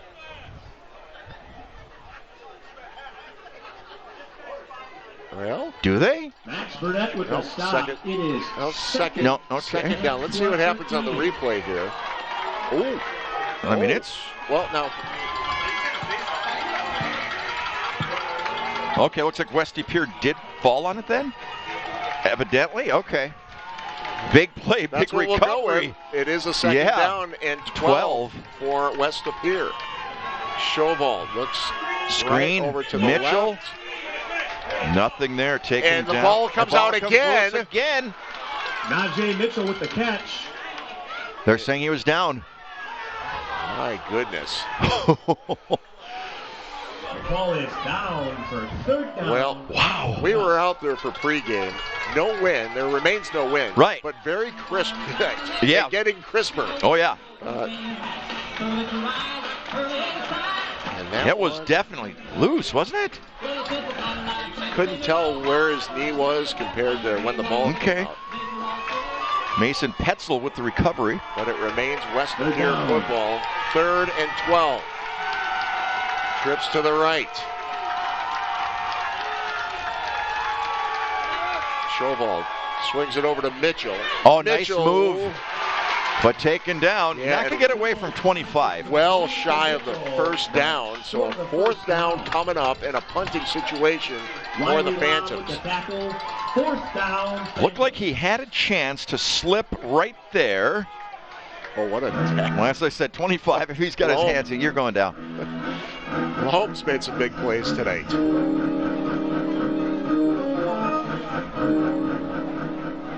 So 4th Mason Wells and 8. Return. Joseph Joyner with the punt. Joyner in deep to punt. Wells deep to receive. Short punt. Piece of that. He may have. It came off his foot like it did. So they're going to have great field position at the 42. We'll step away. You're watching Showdown. Phantoms catch up with the ball. Maverick. 1st and 10. Ball on the West De Pere 41 as Pulaski starts this drive, and Maverick Cole steps up and take a look at the Gets that replay outside. Here. Yep. Big hit, Thomas Mudd. Wow. 6'2", 165-pound junior. And there's a player down for Pulaski. Right in front of the Pulaski bench. It is Cole. Cole shaken up on the play, so they are checking on him. On their sideline. There's a gain of about 2, so it'll bring up a 2nd and 8 from the 33.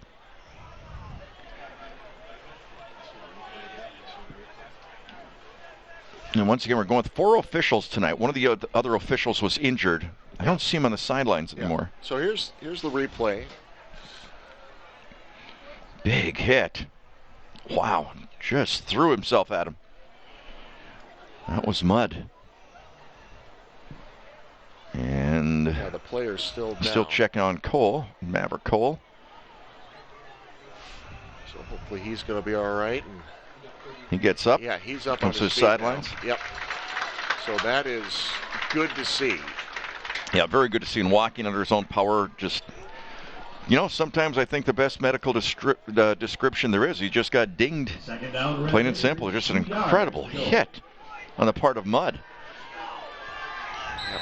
Second and they'll 2. Make sure he's all right before they let him no back question. into the game. But this is a big play with 6:40 and counting remaining in the game.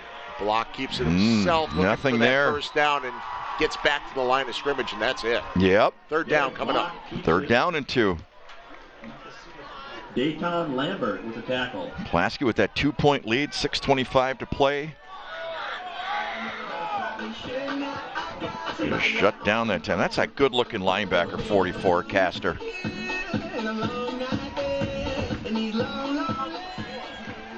So 3rd and 2.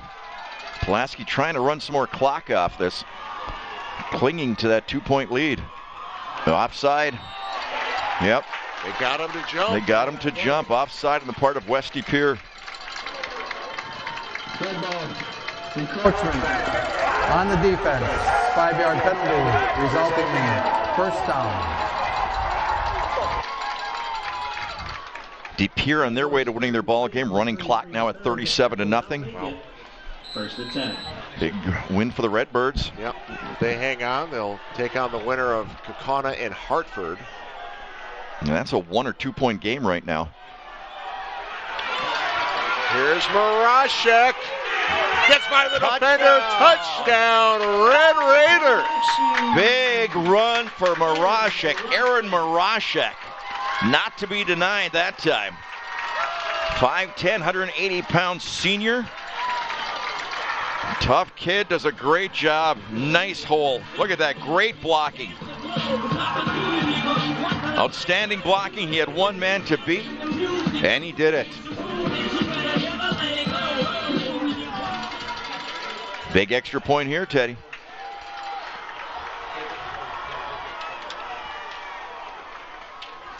The extra point is good. 23-14, Pulaski extends their lead. 5:46 remaining in the game. We'll be back after this timeout. Pulaski extending their lead, 23-14 now, 5:46 remaining. How big was that extra point? How big was that? What did that extra point do? Huge. Maybe a 2-possession ball game. Possession ball game. West Pier is going to need something big here. They're going to have to score twice. Well, they haven't been afraid to go to the air, so I'm sure they're going to pretty much keep that philosophy without question. But you're right, they're going to have to score fairly quickly and then get a big defensive stop.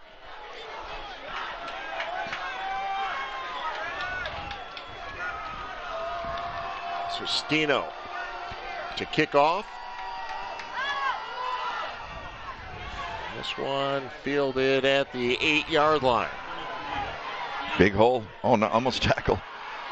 Nice job. Nice return that time. 35-yard line. Thomas Walder up to the 35. Logan Schultz with the tackle.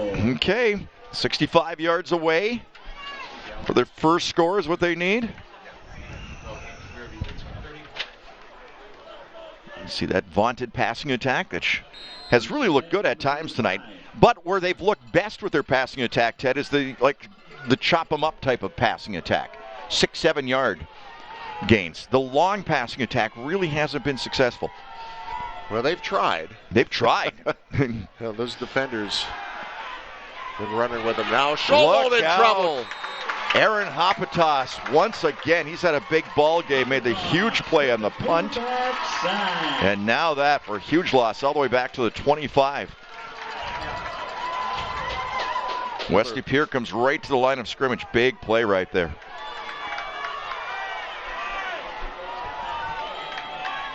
So 2nd down and 20. All back to the 25-yard line. Showdown. Screen to Mitchell. That one was almost really almost picked. Intercepted, yeah. So no gain. A gain maybe of a yard.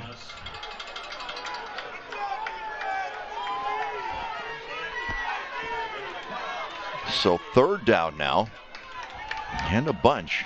3rd and 18.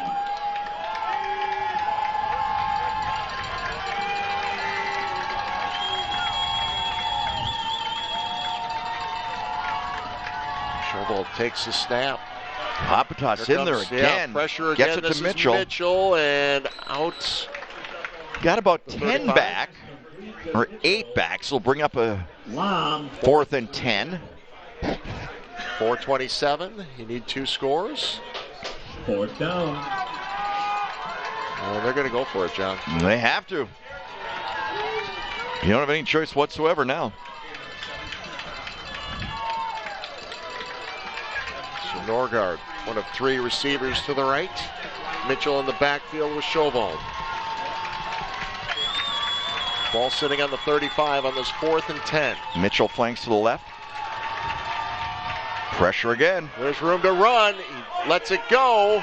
He was past the line of scrimmage, I believe, Ted, when he let that go. But no flag. No flag, but yep.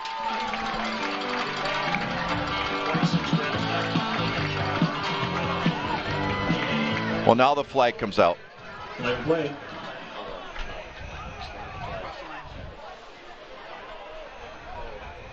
Well, they're gonna talk about this. It was late. Yeah, Pulaski's offense is on the field.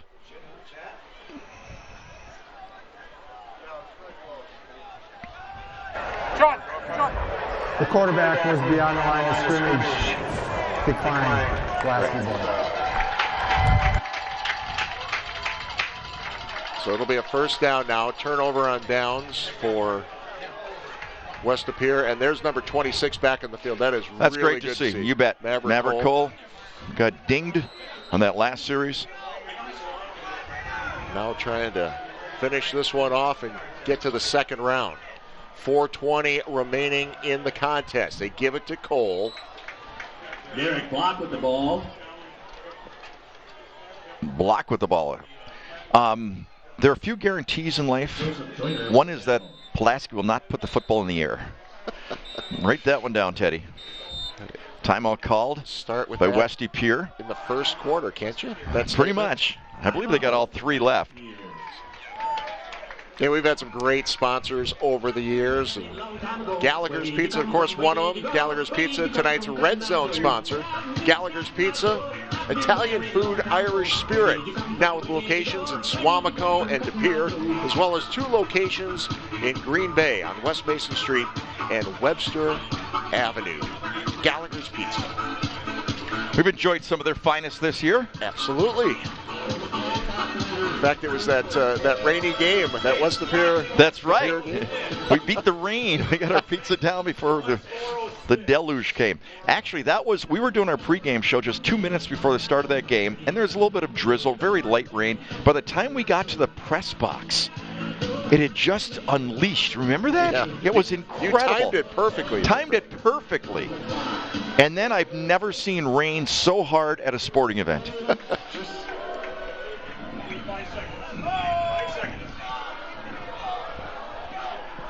So they're gonna put a few seconds back on the clock. They're trying to get it to 4:06 from when they called the timeout. Mm-hmm.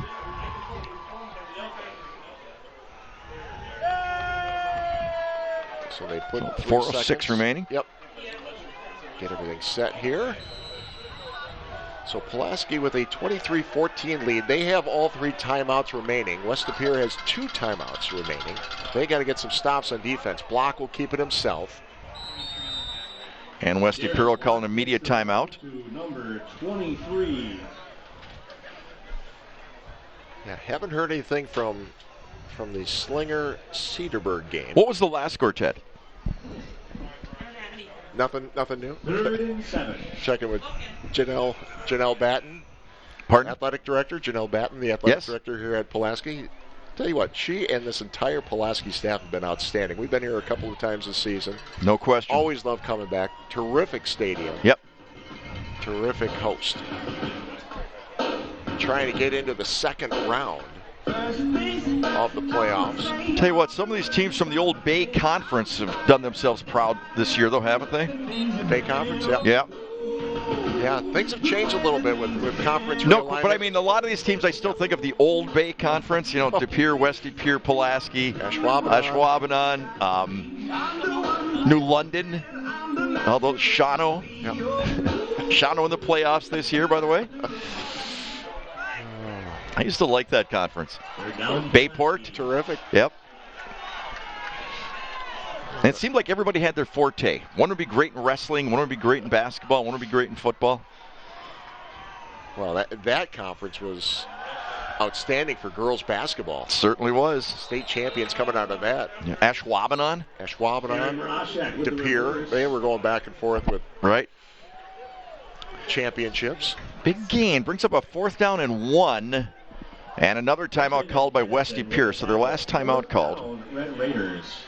With 3:52 left to play. Yeah, if we get a score on the Slinger-Cedarburg game, we'll pass that along. And explain why that's so important again, Ted. Well, they play the winner of that game, but if Slinger wins, then the winner of this game would actually end up hosting Slinger because they're a 7 seed. If Cedarburg wins, they're a 2 seed, and then they would end up hosting the winner of this game. So either way, you're going to play them, but you'd love to play the whole turf. Yeah. Sleep in your own bed at night. Yeah. Yep. Yeah.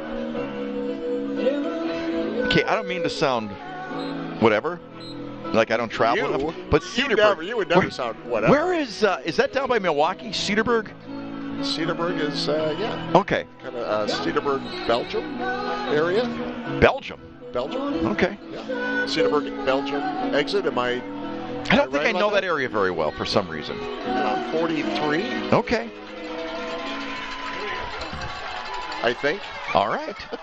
Slinger leads 24-3. 24-3.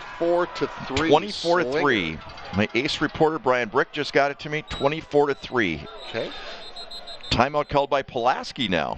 Timeout, Pulaski. So Slinger with that lead, 24-3, on their way to a win. And once again, Ted, tell everybody what that means. Well, and if that is true and holds up, and this game holds up, that would mean that Pulaski would host Slinger next Friday. And we'll wait until everything becomes final, both games. You're looking at some other games tonight. Kimberly was leading big over DC Everest. Wrightstown 40-20, their lead late in the 4th quarter. So both Wrightstown and Freedom in the playoffs this year, they of course have that big rivalry all the time, but Freedom leads 42-14. So Wrightstown and Freedom looks like on their way to a win. Kimberly with a 40-0 win over Manitowoc tonight. Appleton North leading Hudson 28-0 in the 4th. Brilliant leading Chilton 33-0. No finals yet, but just passing along games that are still in progress. Kiel losing to Catholic Memorial 42-6. Well, everybody's going to lose to Catholic Memorial. I mean, that's man, they've got a team. Hartford leads Kaukauna by 1, 14-13 in the 4th. They got a good one there. This is it. West De Pere's last chance, and it looks like a 1st down. Aaron Marashek with a 1st down. And that should do it. Marashek, who scored the go-ahead touchdown. He shed a tackler, took it in for the score to give them the 9-point lead, make it a 2-score ball game. And now he gets the big critical 1st down. Then we saw Luxembourg Casco last week. They are leading Ashwaubenon 33-28 in the 4th. Wow.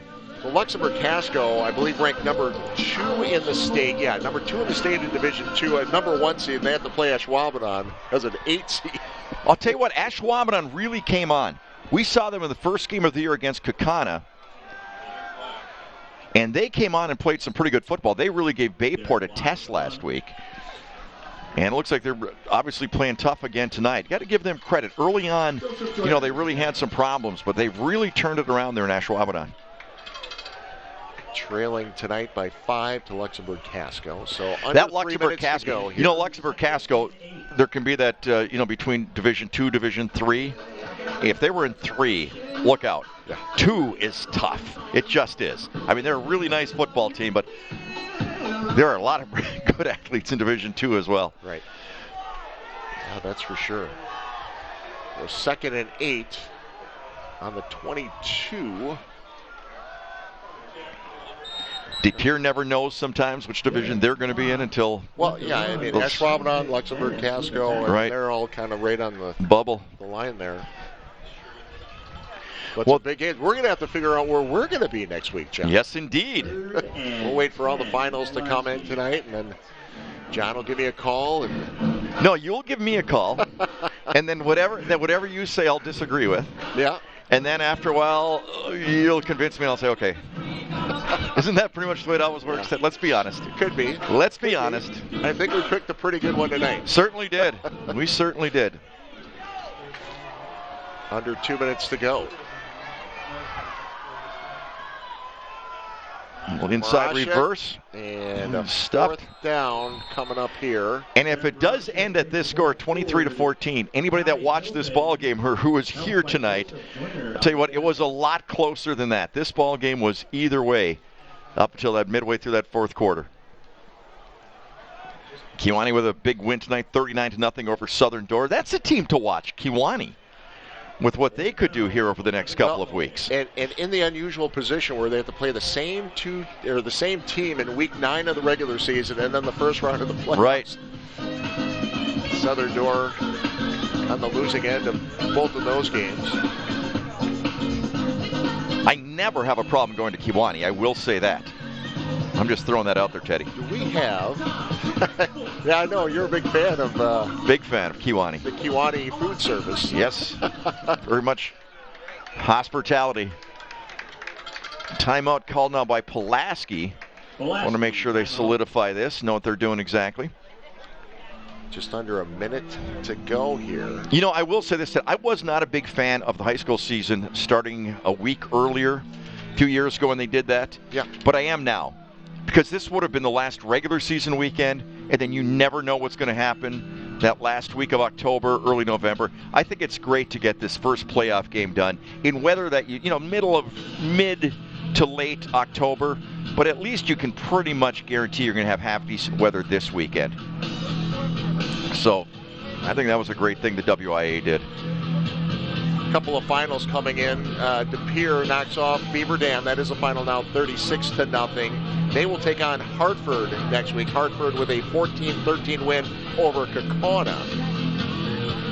And then also finding out that Bayport has finished off Manitowoc Lincoln 56-14. Little Chute is now a final. They advance to the second round with a 27-6 win over Oconto Falls. And Appleton North also advancing 28-0 over Hudson. Wow. I'm telling you, look out for that Appleton North team. We saw them against Kimberly, correct? Yes. That's a tough... I know. I'm just saying. Hudson Valley matchup. Sometimes the Valley team ends up in Hudson. Hudson this time they come into the Valley. And that's the other side of the state. Yeah. The block goes up top. Here they're going to the air. John, and that is almost caught, but Marashek couldn't pull it in. Just a little too far outside of his reach. And my guarantee of what will never happen in sports has just been shattered once again. I said they'd not put the ball in the air for the rest of this ball game.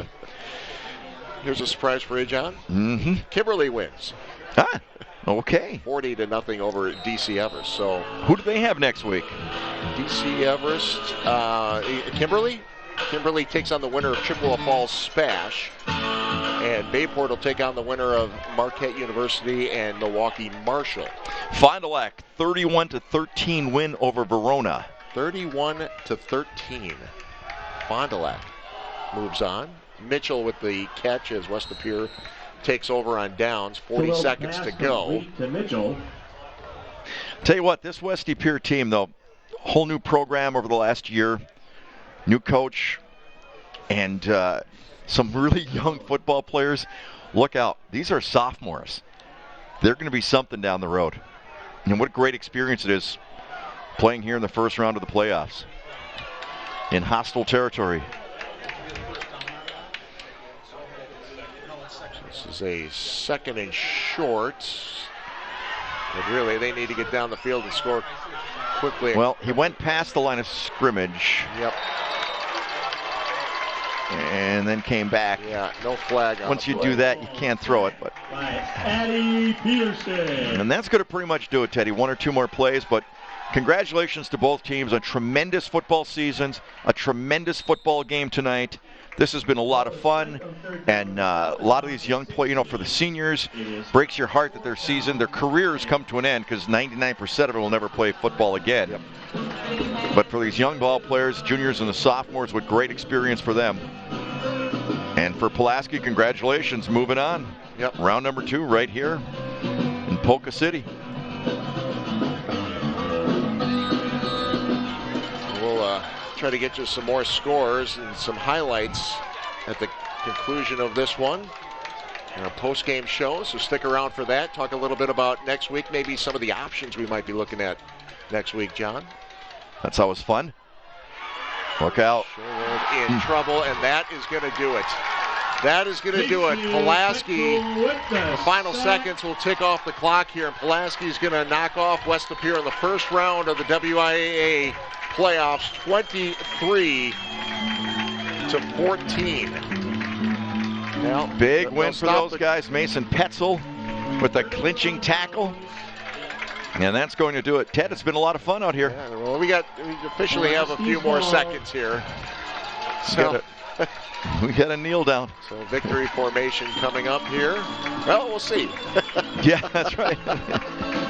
My guarantees have not been very good tonight. They have not been fruitful.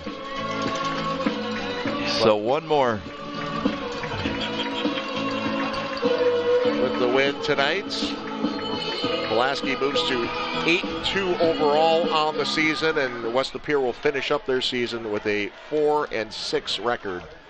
The first season in the FRCC North. Block. And that's Take a it. knee, victory formation, and yes, now it is official. Pulaski moving on to level 2 of the Division II football playoffs with a 23-14 victory.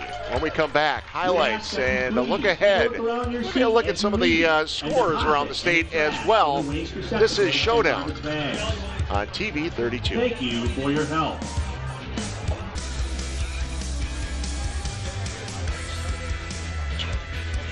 (23-14). It is Pulaski knocking off West Lapeer tonight, our final in a Division II Level 1 matchup in the WIA State Football Playoffs.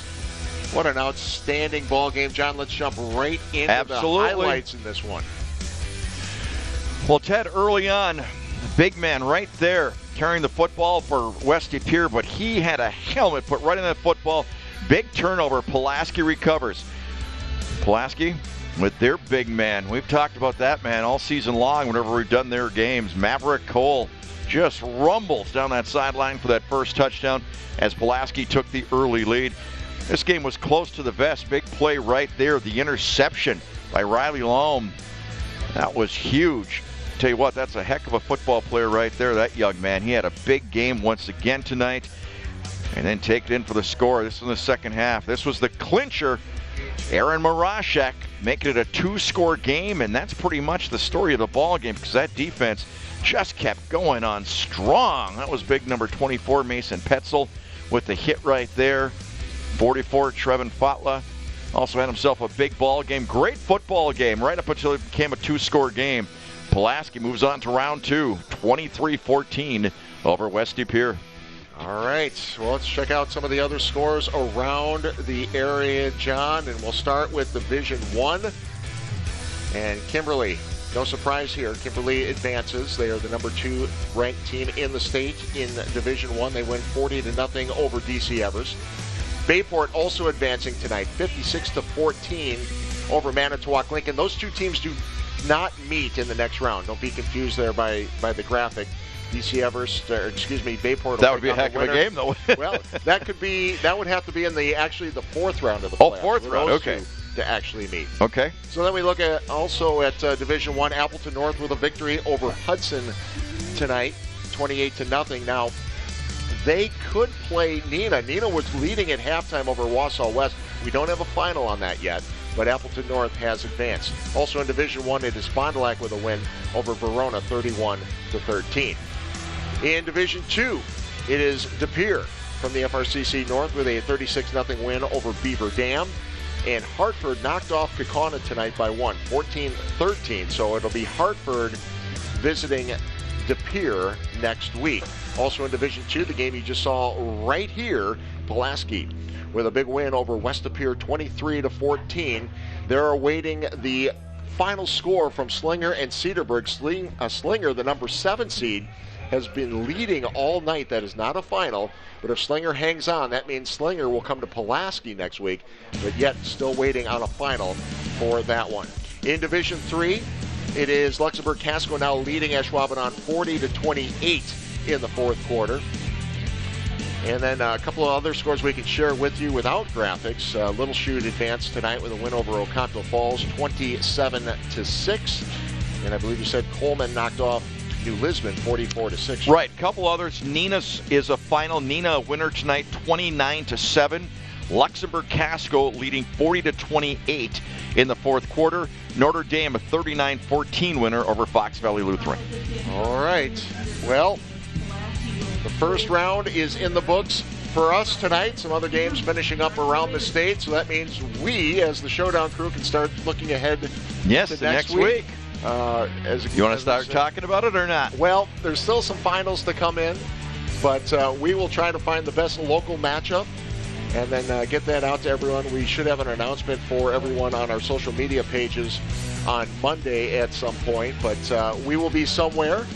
It'll be Friday night at 7 o'clock right here on TV 32, so set those DVRs. And I don't know if this game means anything, but Stevens Point and Chippewa Falls are in overtime, tied at 20. I didn't know if that had any relevance for any of the second matchups. Stevens Point and Chippewa Falls. The winner of that game gets Kimberly. Oh. So we're just trying to decide who's coming to Kimberly. Absolutely. All righty. Well, we won't be doing that one. We won't be doing that one. That's no. Pretty sure we won't be doing that one. But we will be looking for a good game for you next Friday. And that's the fun part sometimes, finding the best matchups. Yeah. It really is. Yeah. We got a good one tonight, Teddy. That was great. Nice job on your part by selecting this game. Yeah. Well, it takes a village, my friend. You helped out, and you know what? We've got to thank our staff too. I mean, all season long they've been bringing some great pictures. Doing a great job, our production staff, led by Chippewa Falls was the winner, 22-21. Chippewa Falls, the winner. So Chippewa Falls will be visiting Kimberly next Friday. There you go. I don't think we'll be doing that one. Nah. Nothing against the Chippers. All right, we're gonna say so long. That's your friend in the Chipper, I presume. What movie is that? that would be Fargo. Yeah, very good. Nicely done, Teddy. Well, we're trying to get out, but we can do some movie trivia. Can't do a game without a little movie trivia. Camera people are freezing outside. Like, You're let's talking wrap about it movie up, trivia. guys. Come on. They're giving you the big wrap-up sign, John. There you go. That'll do it for us. We'll see you next week, everyone, from somewhere. It'll be level 2 of the WIA state playoffs. Thanks for watching, everybody. For John Mino, I'm Ted Stefaniak. Once again, the final score, Pulaski knocks off West De Pere 23-14. So long, everybody. Tonight's Showdown Game of the Week on TV 32 was brought to you by Bellin Health. Welcome to your healthiest life. Gallagher's Pizza, Italian food, Irish spirit. Lamers, the passenger professionals. Simon's Specialty Cheese. Experience the best of Wisconsin at Simon's Cheese, Little Chute. McMahon's of Luxembourg. Cobuson Buses, family pride in every ride.